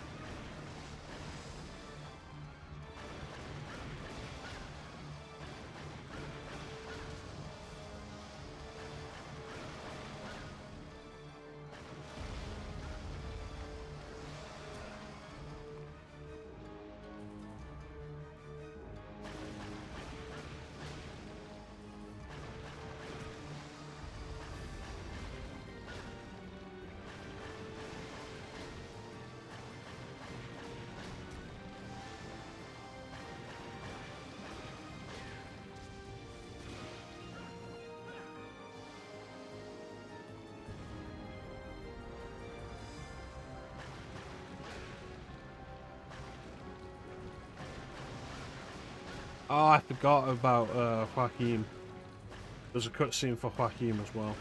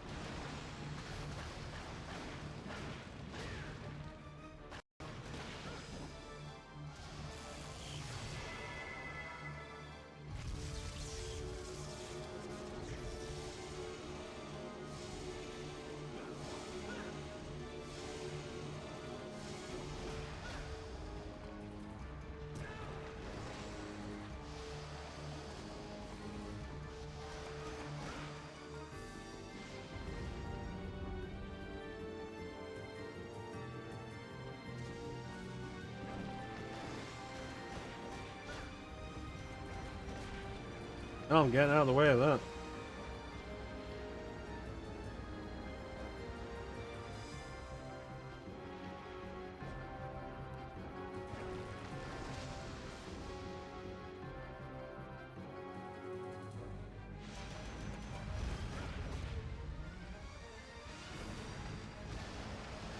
Holy water.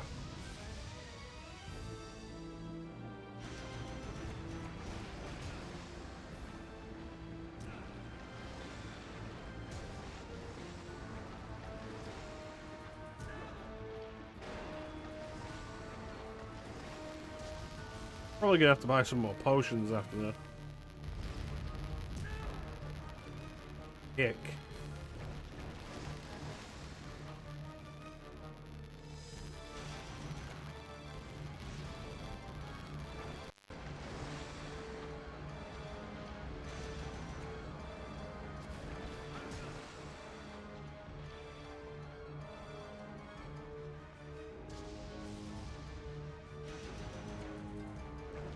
One shot with holy water and it runs away.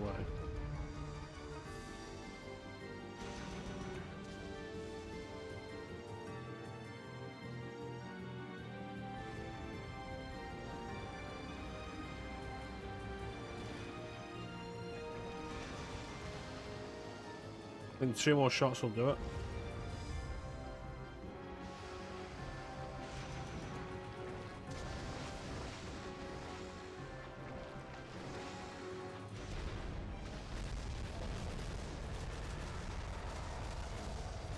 See, this boss is a trap because you think the enemy you gotta fight is the worm.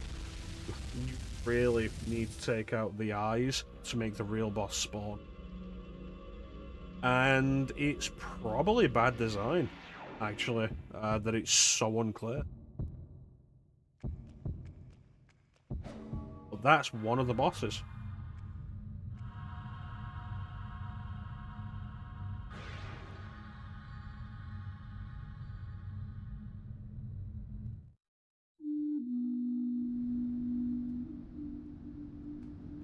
after every boss fight, we are taken back to Ronaldo's cabin.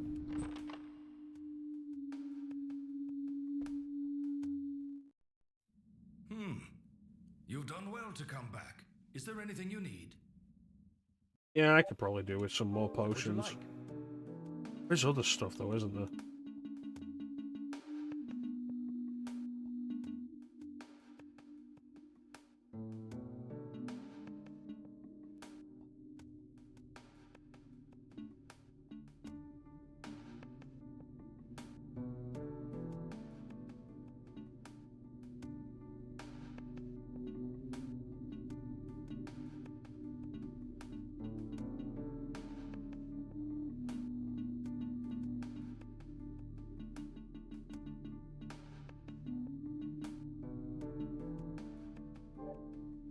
Is this okay? Yes, certainly.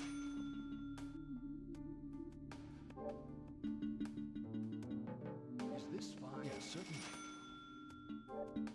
Is this fine? Yes, certainly. Is that all? Okay, and let's equip it. Don't push yourself What too is hard. a man? A miserable little pile of secrets. Thanks, Ben.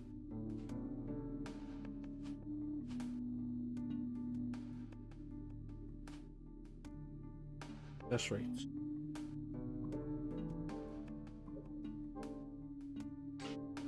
Reduces damage by 5%.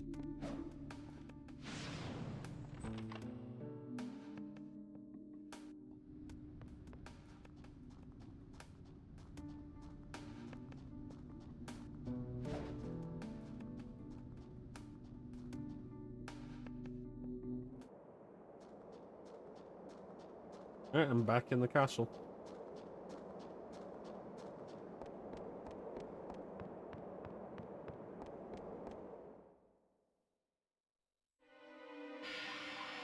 That's 1 of 5.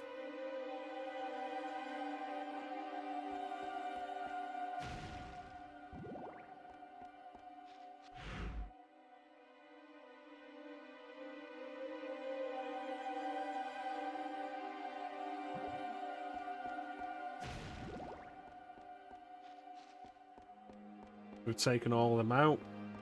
Seal on this door will unlock and we'll be able to proceed.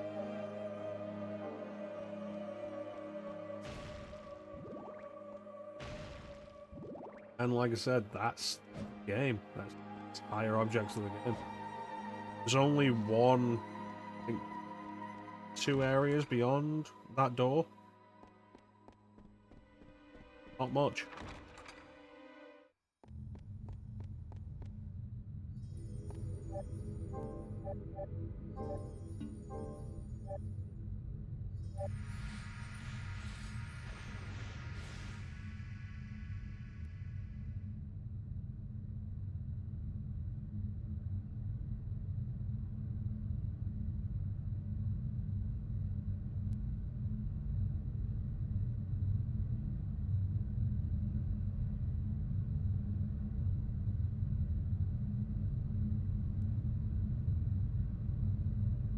Shit. Beak of a slug.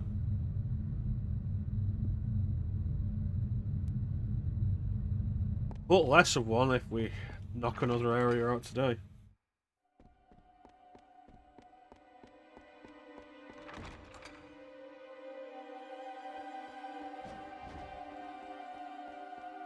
Right, so we have a choice of 1, 2, 4, or 5.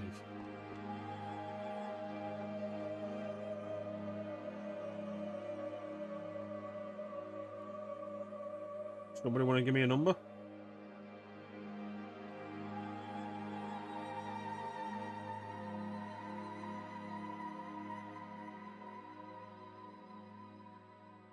Two? Alright.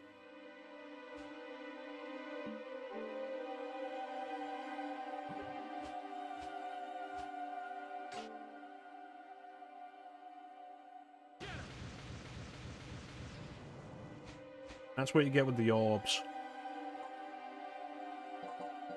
Combination of orb plus sub-weapon. Actually kind of similar to the DDS card system. Circle of the Moon. The Garden Forgotten by Time. I believe the boss of this area is Medusa.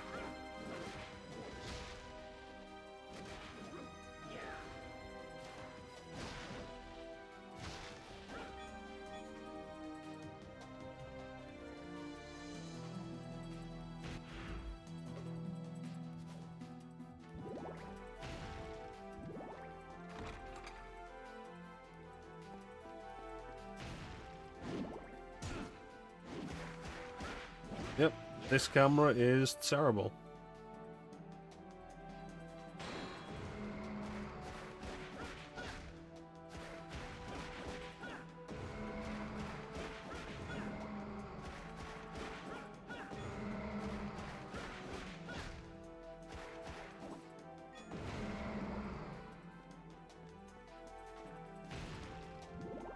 Okay, so that's the goal. Other one's gonna have the path to do, which again becomes a big part of the issue of like you've already seen everything pretty much. We've got to go through this area now. We've got to go through this area now to find 3 switches to open that door, same as the previous area. Oh, we killed one boss, Glenn.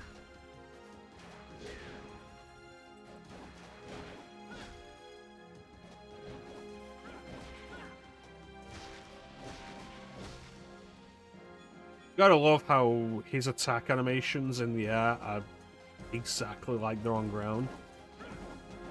The way his legs are, as if they're just stood on ground.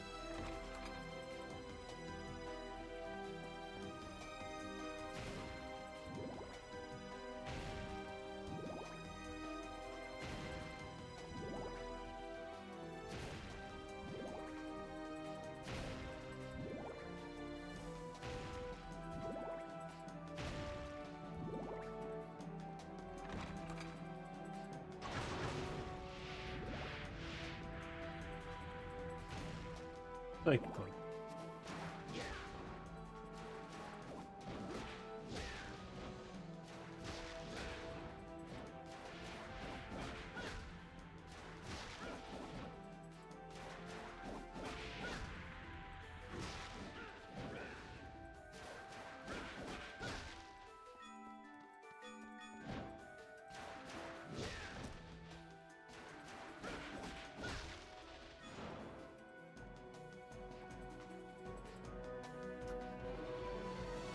Well, I have a thought for you.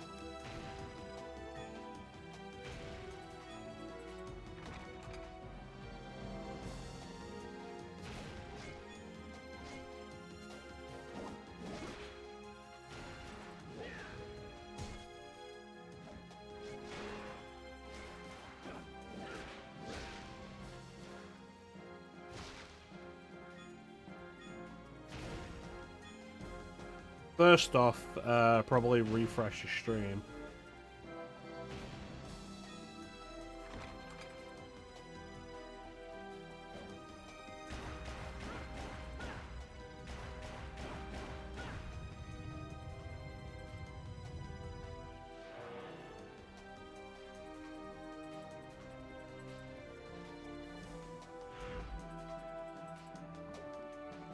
Fine so far.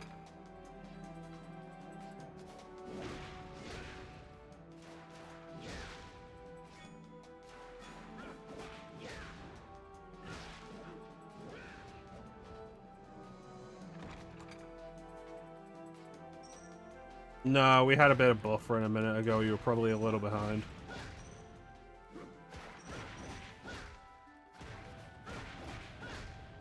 I'm curious to know, like, whether or not you would find this more or less dull than Devil May Cry 2.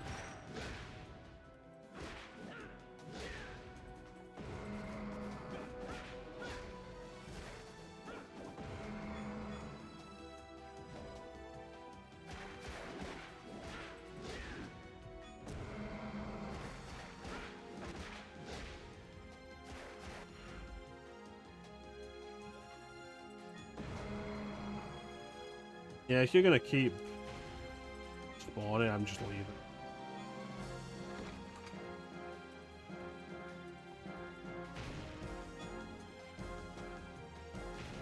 I think Lucy is generally more interesting than Dante. She is worse in one area, though, unequivocally, and that is that she has knives rather than guns. And one boss that both of them fight has to be fought basically entirely with the weapons, and it's worse with Lucy because of that.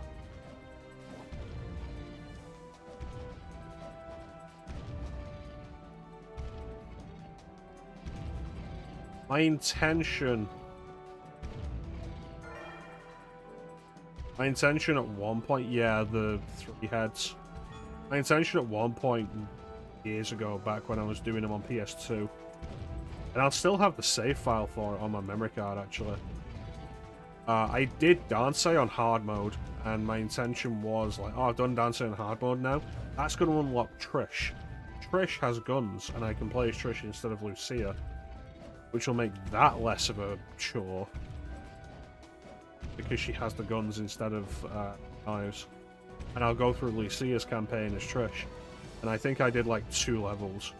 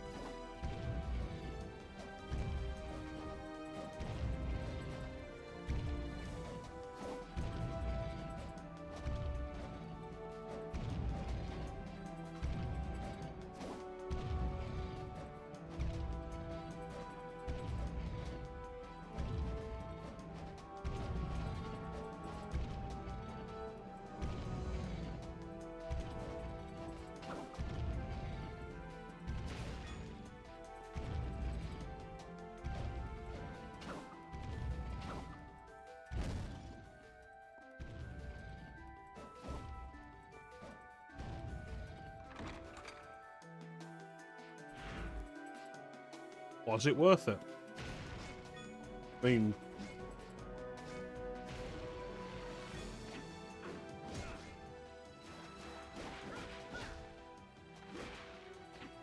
as long as there's people to talk to in the chat,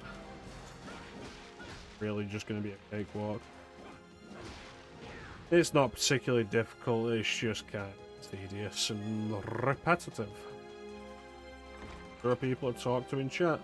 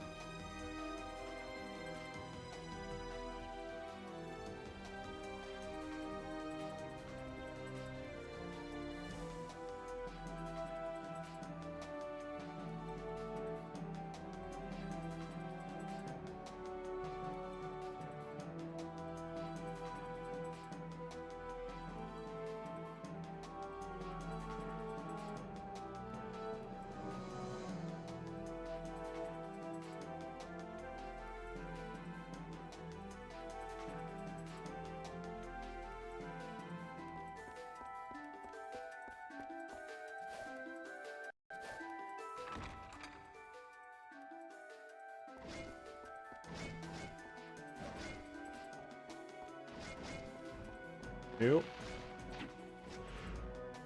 That's 2 of the 3 switches. I don't know what that switch actually accomplished.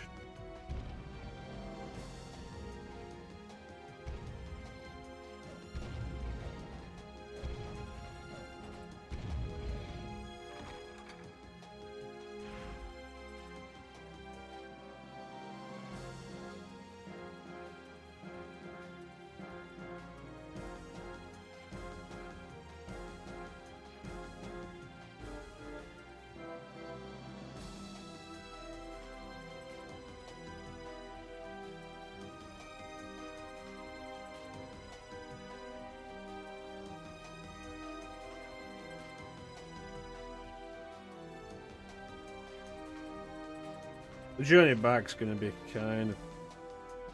Oh, it switches floors, right. Journey back's gonna be kind of tedious.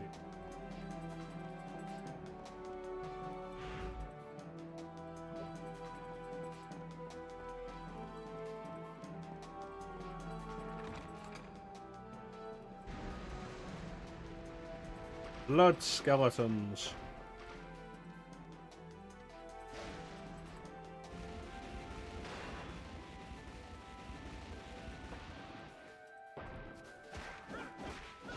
The evil stabber. I really feel like they're not trying very hard with these names. Like, we fought a sword before. Like, there were 3 swords we fought before. They were called Evil Sword.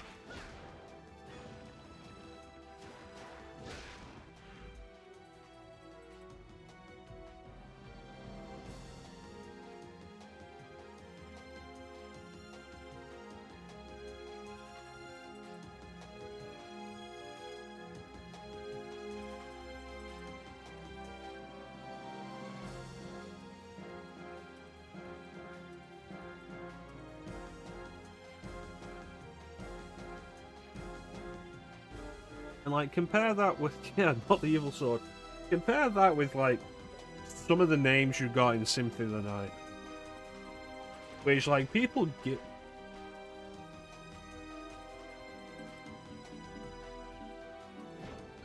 People give Symphony of the Night's localization shit. I think, like, the effort put into enemy names is really impressive.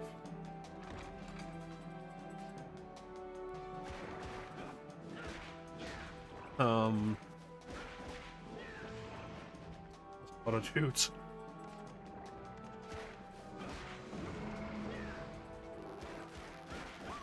What do you got? You got stuff like Malachi, Cthulhu, the Hellfire Beast, the Fire Beast, Yorick. Yorick was a particularly good one. A bit of a pun. Because Yorick's the headless skeleton that's kicking around its own head. In the Japanese release, it's called Football Skeleton. The Yorick name stuck in later games as well.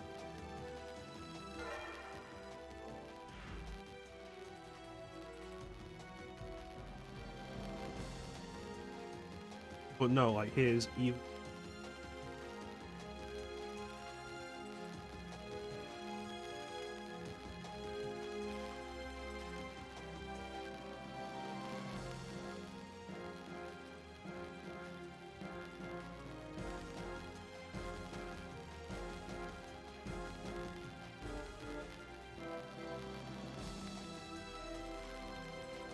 I feel like there's just, like,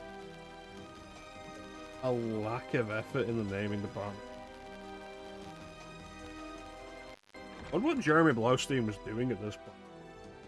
And it's always weird to me that Symphony of the Night is criticized as having a poor translation, poor localization.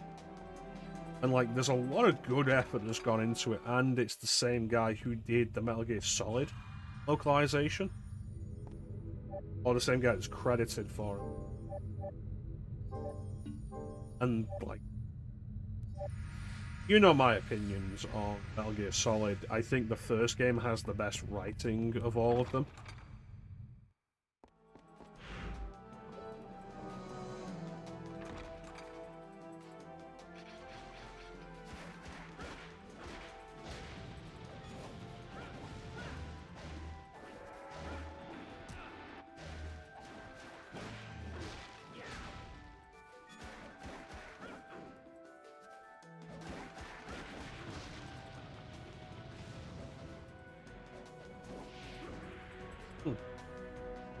I mean, mid-air axe kick. That's weird. That's absolutely an axe kick that drags you down.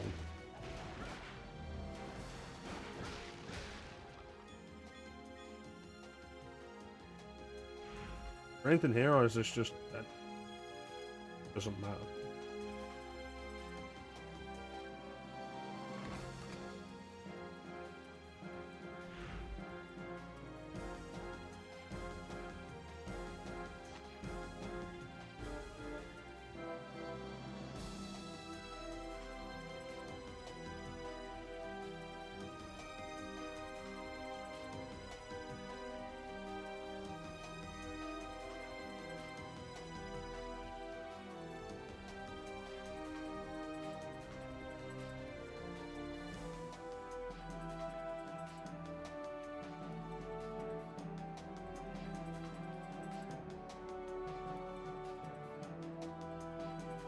I was muted. Again. God damn it. Mostly a straight line, kind of unimpressively so. Offshoot there. It's very likely that the map is showing me everything. But I will check out alternate paths. Prop up.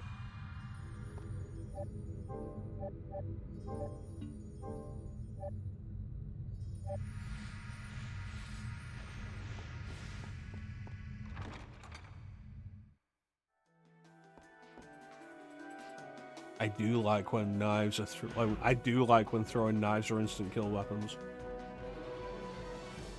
We get back to Wolfenstein: The New Order, and the knives in that, the throwing knives in that, are instant kill weapons.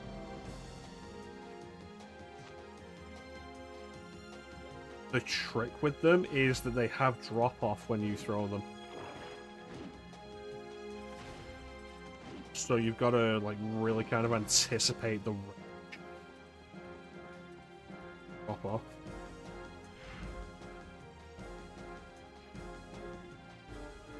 And the chips are down. I'll stab a motherfucker. You know that's true. What quote number is that?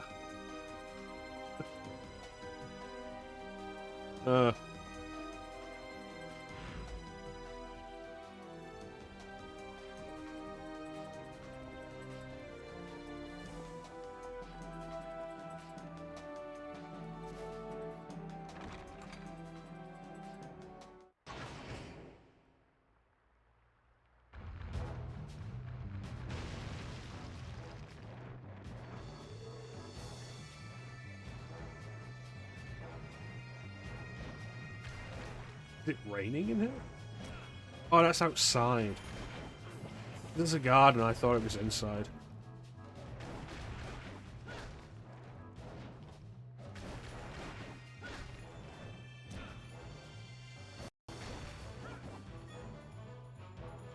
Considering they had a cutscene to introduce them, they were not very impressed.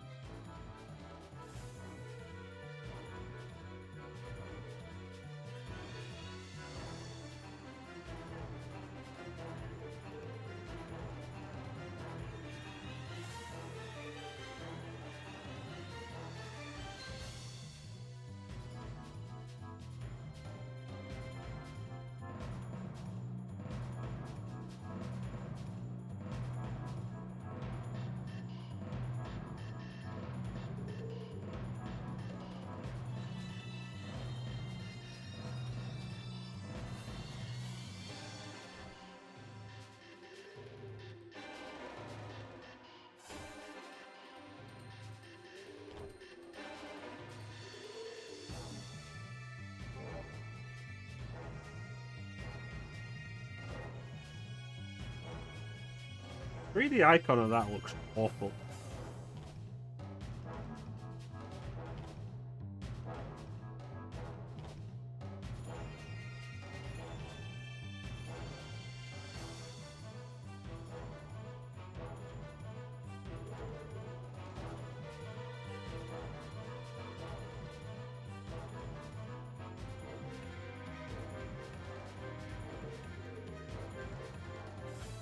Don't you think?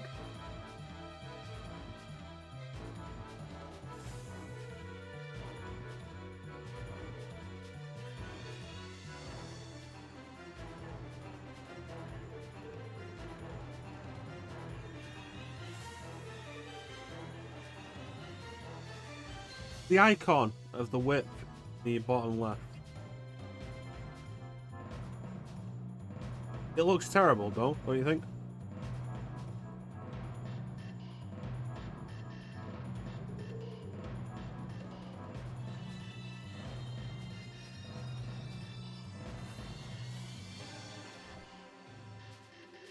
Yes. It's supposed to be the whip.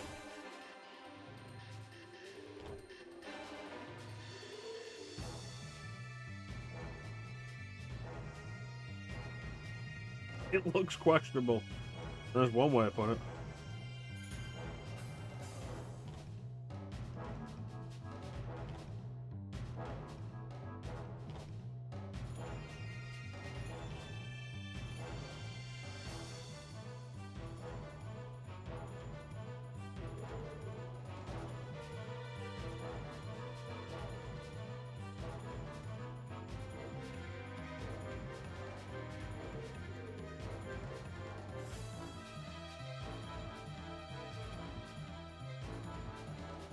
Galactus image, shadow of his helmet. Promotional image for the new Fantastic Four movie? I think so. I saw the trailer for it. And I'm sure Teek's Discord had a picture poster with it on.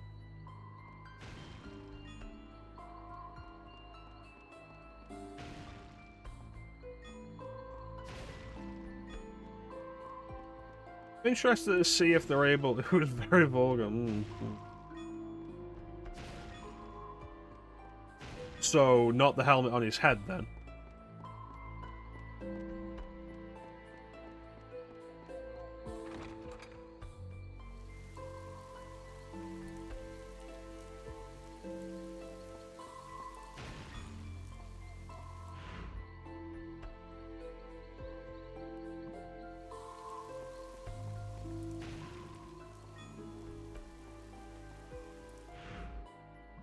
Alright, keep going this way.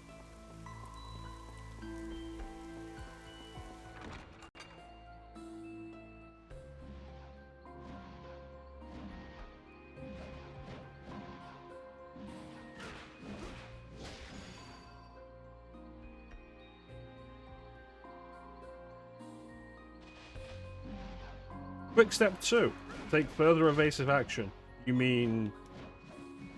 Oh, again? I appreciate that it's a separate animation, though. Like, that is... Like, it's not just slide, slide. It's slide, combat roll. That's... I like that.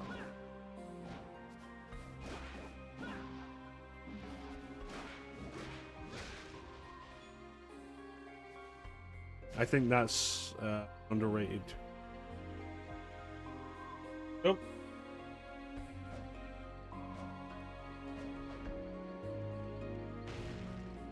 Up, down, chew, chew, chew. Maybe I should put Space Channel 5 on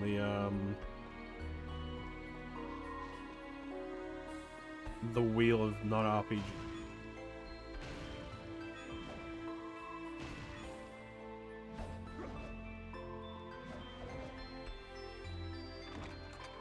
I choose you. You can see the exact moment when his heart breaks him.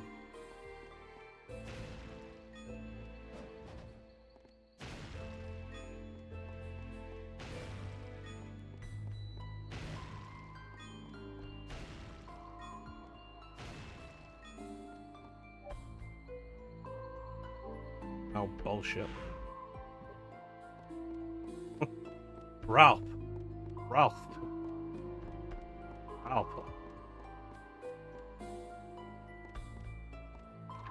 There's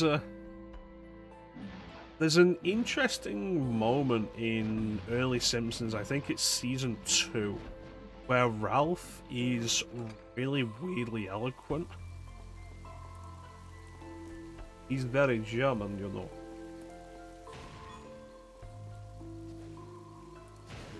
And I'm sure there's a bunch of the schoolboys talking about Lisa or something. And Ralph gives like this really eloquent description of her. Because like it's before they'd established his characterization.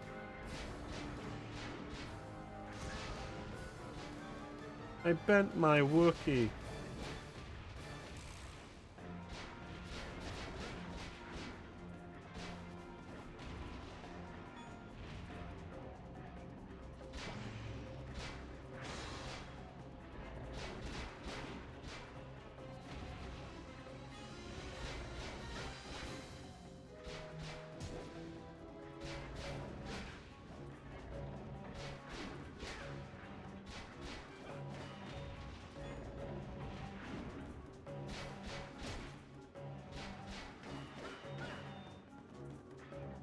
It might be. I forget the circumstances specifically.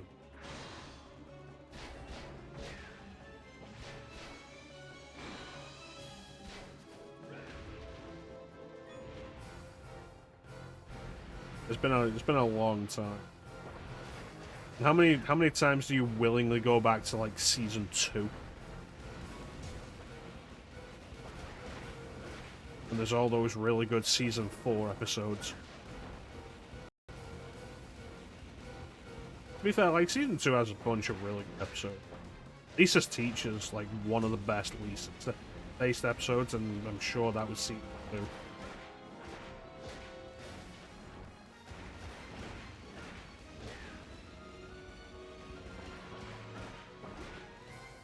No, I don't think that's what I'm thinking.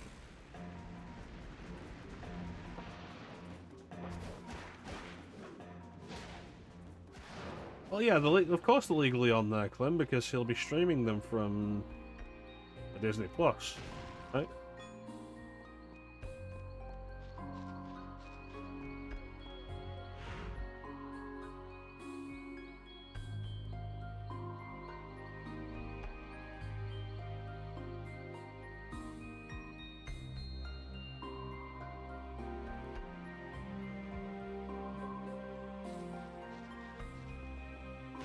Oh, like Ralph says something like, "What man could hope to tame her?"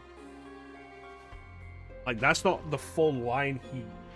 That's the ending part of it. But he's like, "What man could hope to tame her?" And it's absolutely out of character for Ralph. And I don't think they'd actually established a character. One of those weird early bits.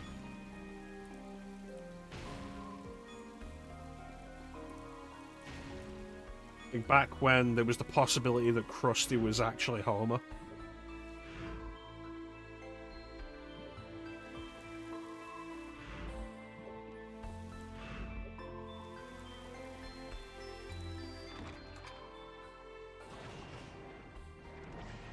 When I say weird early bits, I mean like... Oh, shit. I mean, like, not like the colouring errors. Like, the most obvious one. Lisa gets a pony, there you go, thank you.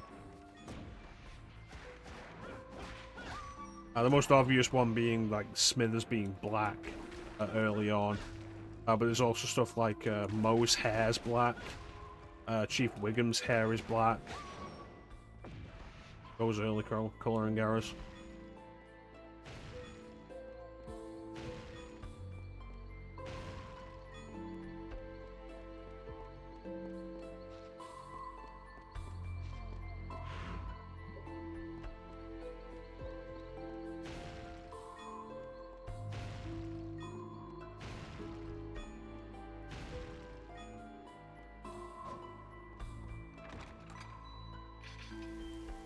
What, you mean made him gay? Hello, Smithers. You're quite good at turning me on.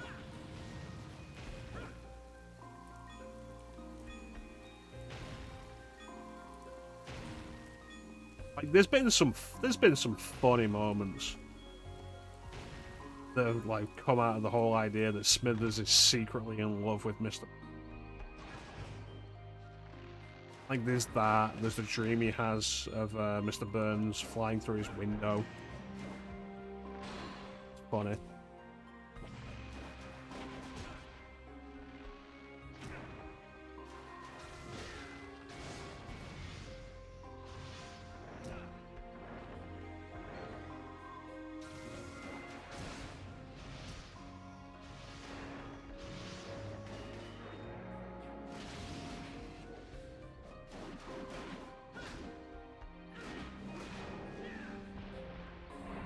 I think, though, like, the most interesting non-nuclear power plant related thing that ever came out about Smith was that he's, like, a really big Malibu Stacy fan.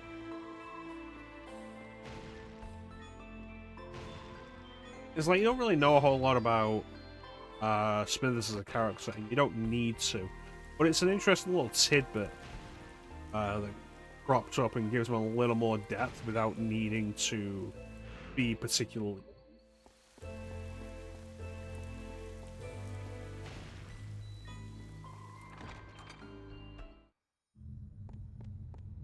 I believe that's where the Mr. Burns, hello Smithers, you're quite good at turning me on bit comes from. When Bart and Lisa trying to find the original creator of Malibu Stacy, and they're directed to Smithers being the person who's most likely to know.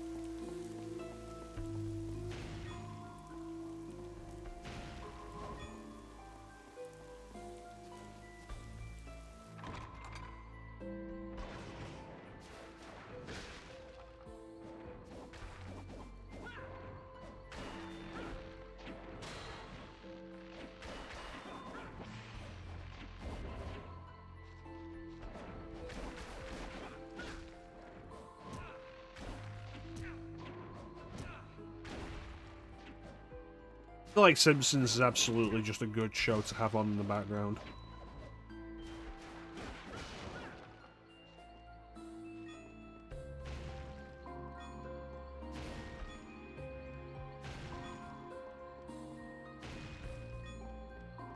I think the best shows for that, though, are just shows that you've seen often enough that it's not a big deal to you if you only catch pieces of it.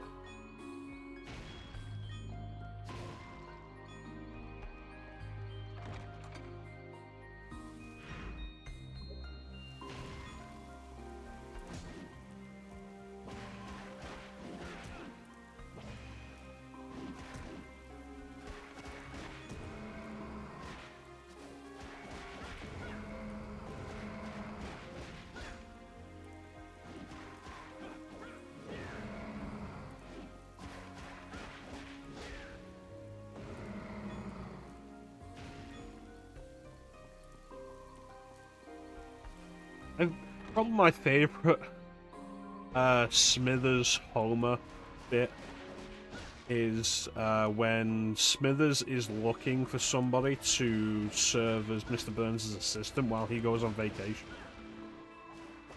And it's like, okay, search through the employee database for, like, incompetent, and it gives, like, so many results. It's like, okay, search through the database for easy something, and gives, like, the same results. And then you search for something else and he gives more results. And, like, you think the idea is, like, he's going to eventually narrow it all down to Homer as being, like, the laziest, most incompetent person on the planet who can't possibly replace him as Mr. Burns' assistant. But, like, after the third try, he's like, oh, hell with this, I'll just get Homer Simpson. Which is such a good subversion of the build-up to the book. I love it.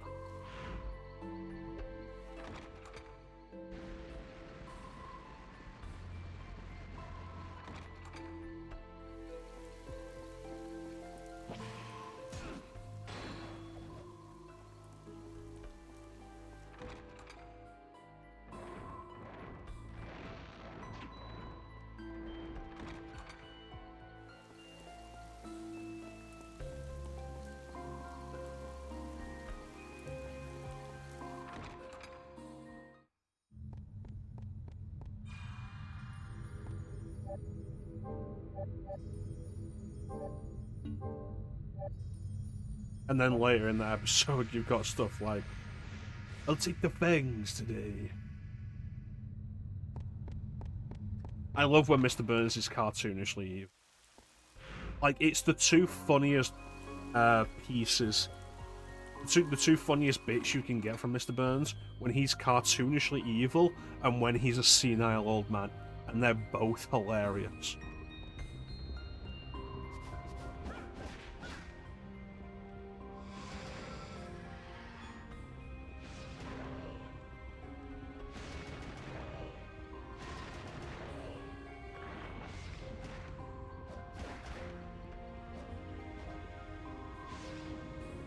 Oh, that was useless.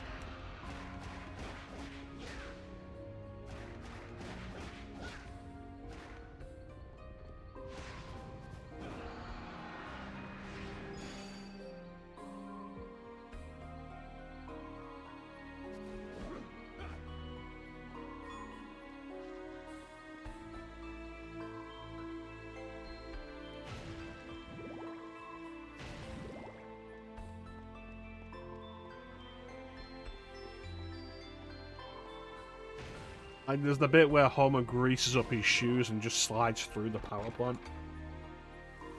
And ends up in Mr. Burns' office.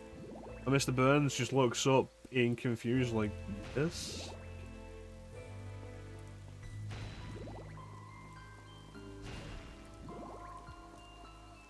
Like, no evil to it, no rage, just like the odd confusion of the whole situation. I love it.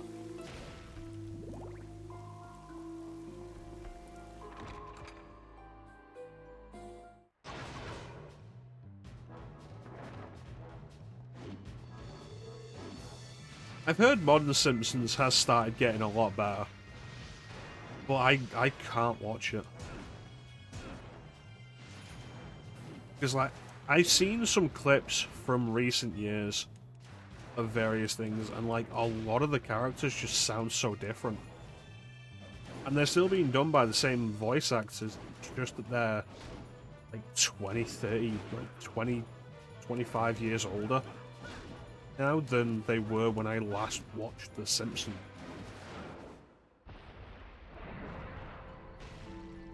It's like you hear the voices in your head, and it's the voices from like it's like 30 years later. They do not sound like that anymore, and it's really off-putting, and also really reminds you that like these voice actors are old now. Or, like, not even getting old, like, are old. They'll last forever.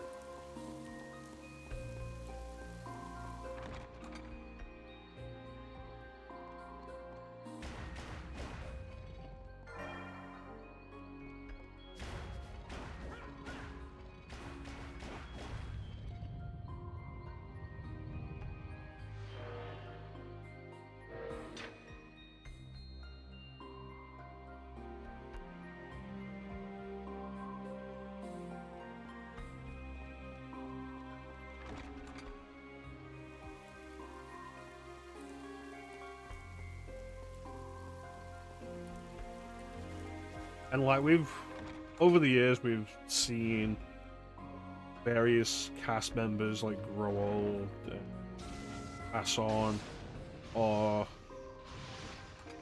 get murdered, and like they've retired the roles and such.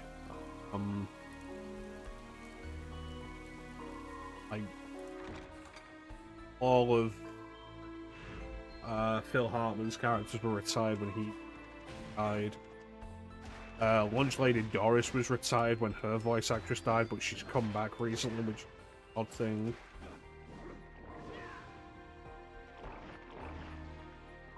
And Marsha Wallace, when she died, they retired Edna Krabappel.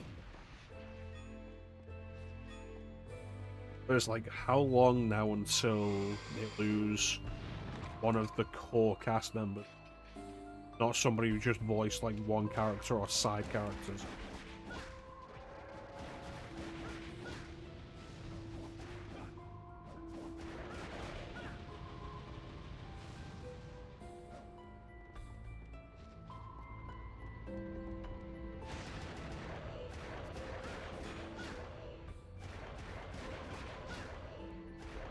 And it's like, they could replace them. They absolutely could.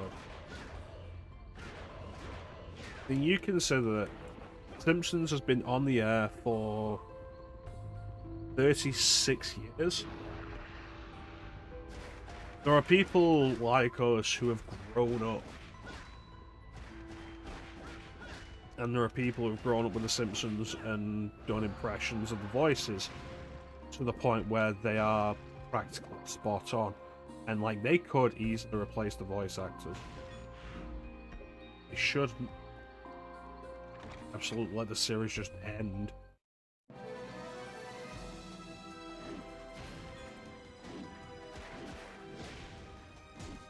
But it remains to be seen, like, what's going to happen with all of it. There was a story that came out over the weekend of Hank Azaria talking about his expectation to be replaced by AI. How, like, with using these examples, 30 years, like 30 plus years of Mo, how much material there is to train an AI on that.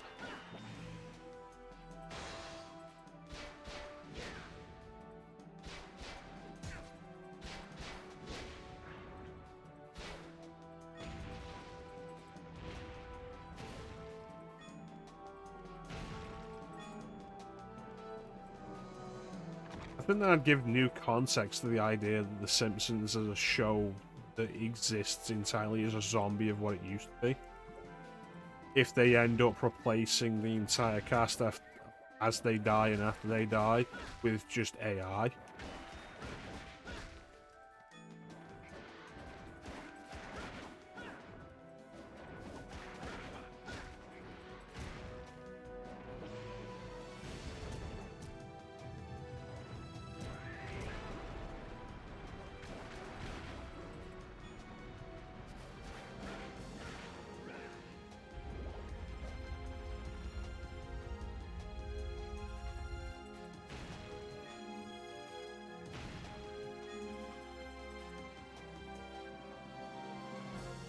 There's a lot of times when the future doesn't look particularly positive. Yeah. It is very concerning.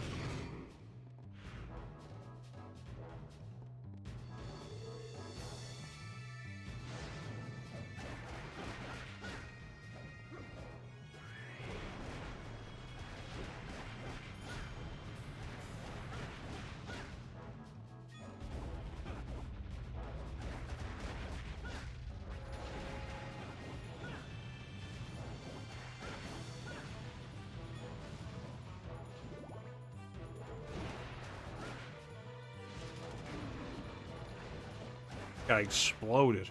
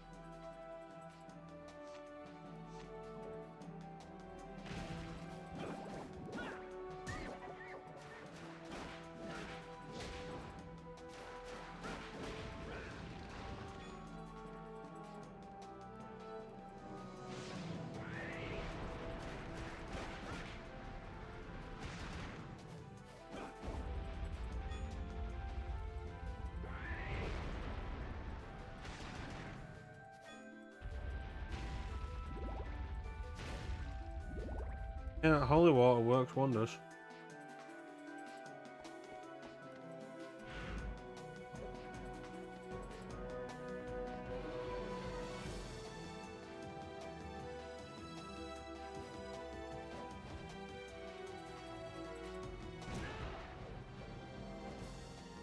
Well, that was a bit dickish.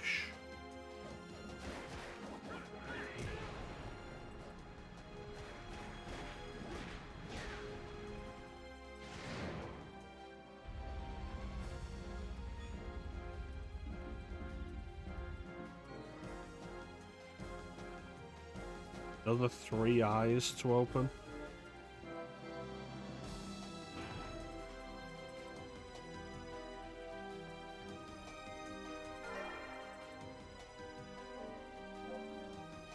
Might as well, I don't have a second accessory equipped.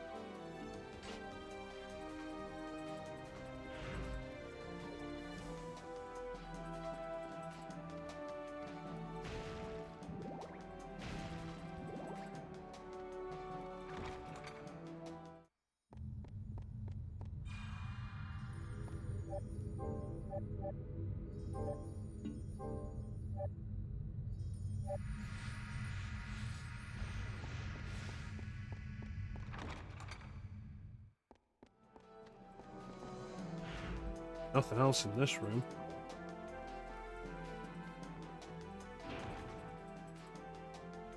So we've opened the door in the first...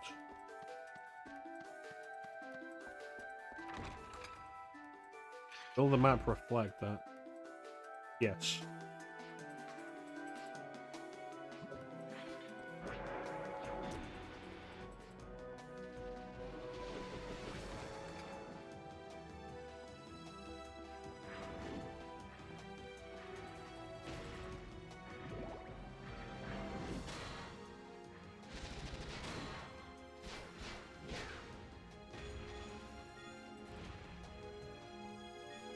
Goodies.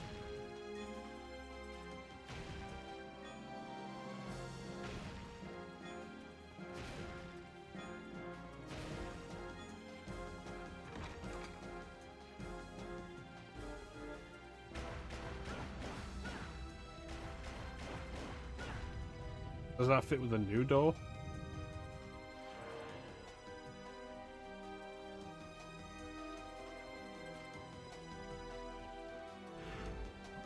So what do we get out of this then?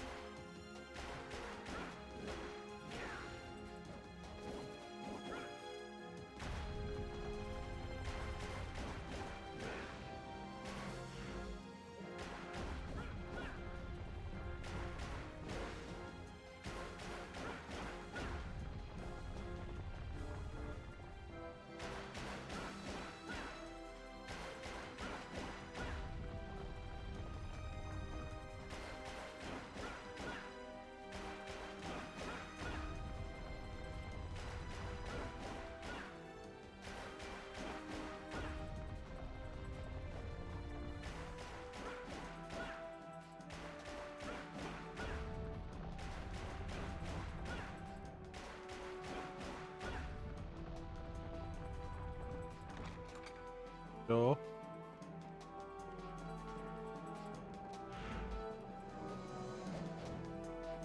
Boss room. So it should be Medusa, so we'll go and take her on, finish it, and then call it for the night. And then next week we'll see about wrapping up Lament of Innocence. There isn't a sequel to this, so finishing this doesn't unlock a new game for us to do.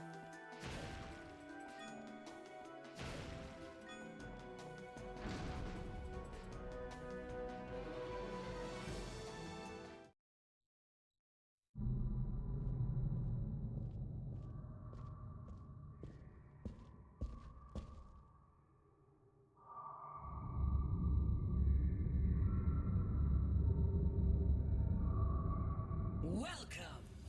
I haven't had any visitors in a while.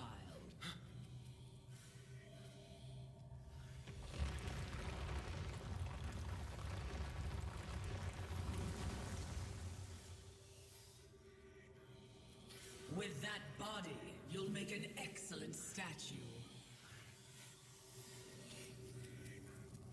All those stone statues were... A wonderful sight, weren't they?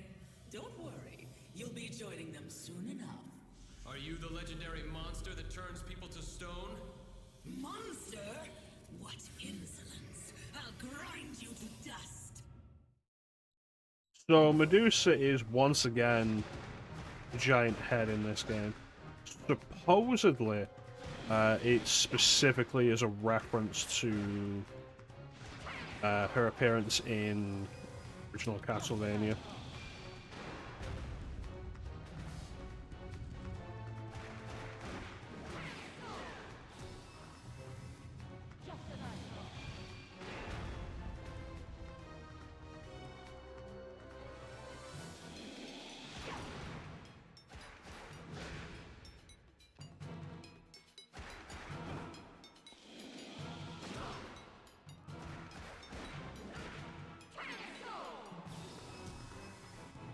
That's bullshit. Wasn't facing her.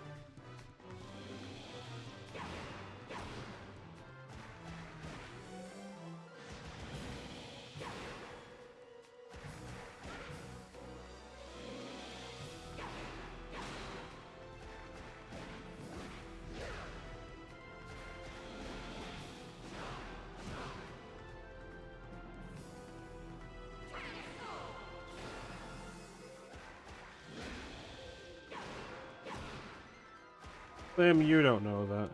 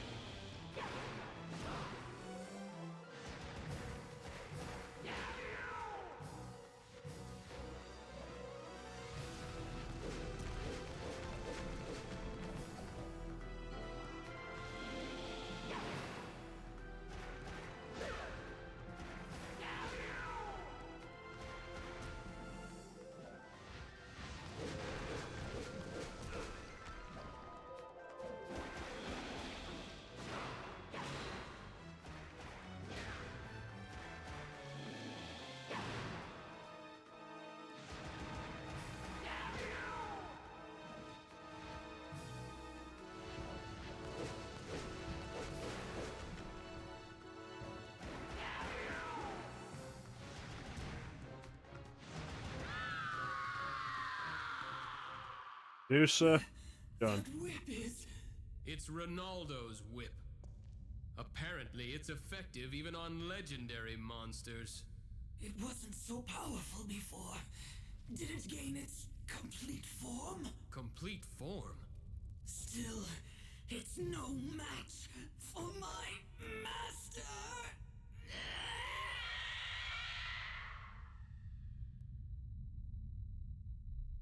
She'll be back. Thank you, Clint. The purple orb.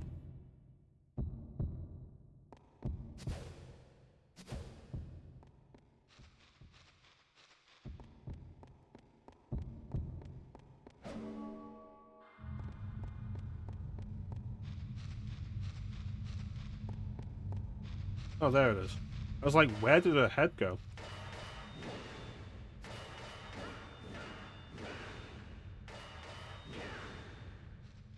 So we are left with places we haven't explored. That locked door, this door that we opened. And it's like, okay, so there is stuff off the beaten path that you're not required to do to finish the game. The problem is that the basic traversal of the game is just really dull.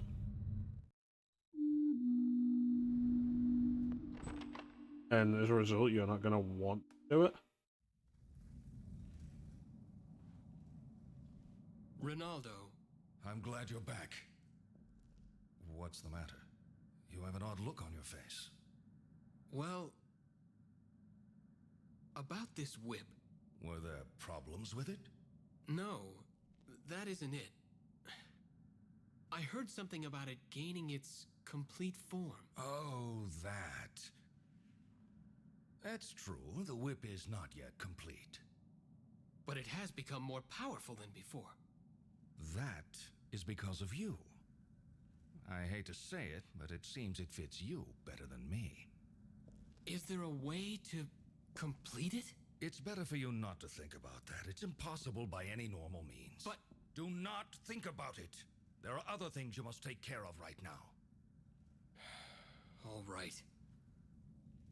So, responses like that only raise suspicion, when you could very easily clear it up by explaining why. If he explained why, response would very likely be, okay, I What would you like understand. today?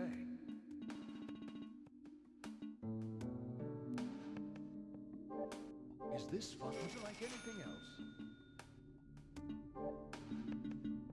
Is this fine? Yes, certainly. Is that all? Come back anytime.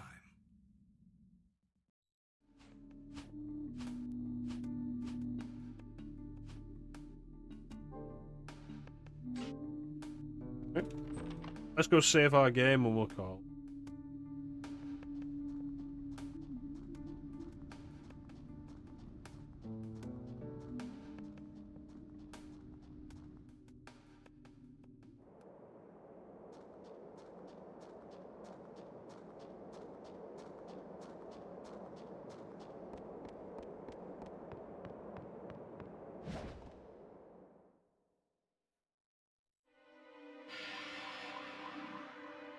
Two.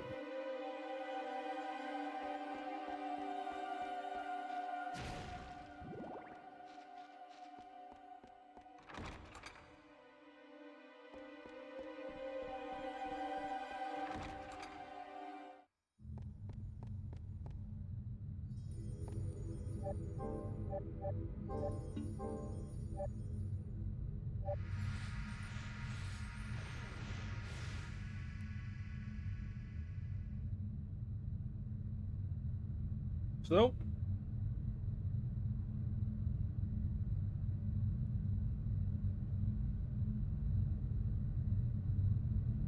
that's progress.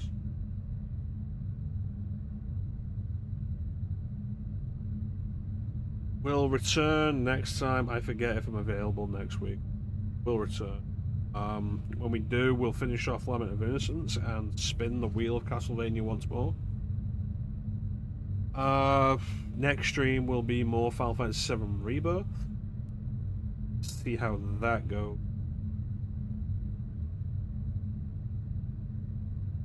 Likely gonna hit the gold sword. We'll see how we do there. Gold Source, so the place where I would have expected minigames. All the minigames. Although, I still wouldn't be happy if...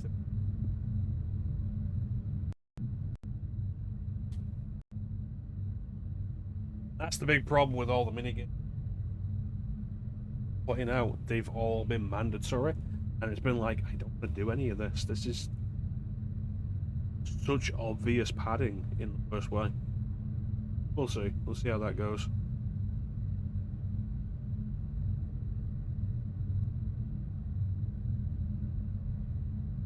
So, I want to thank everybody for joining the stream. I always really appreciate it. Big special thank you to everybody in the chat. Chat is always the best part of the stream. And, oh.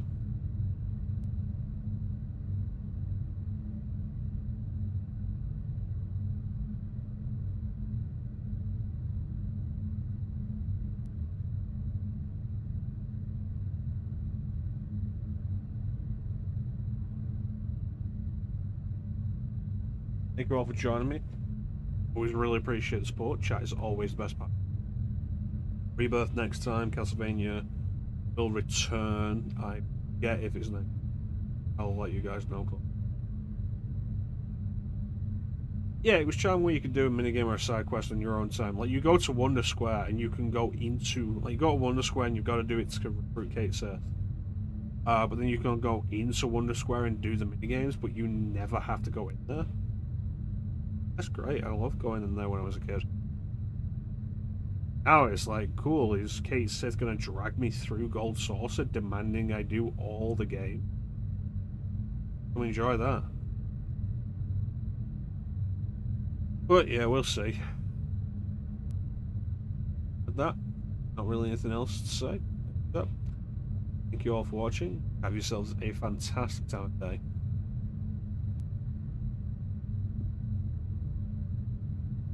Catch you next time, guys. Bye.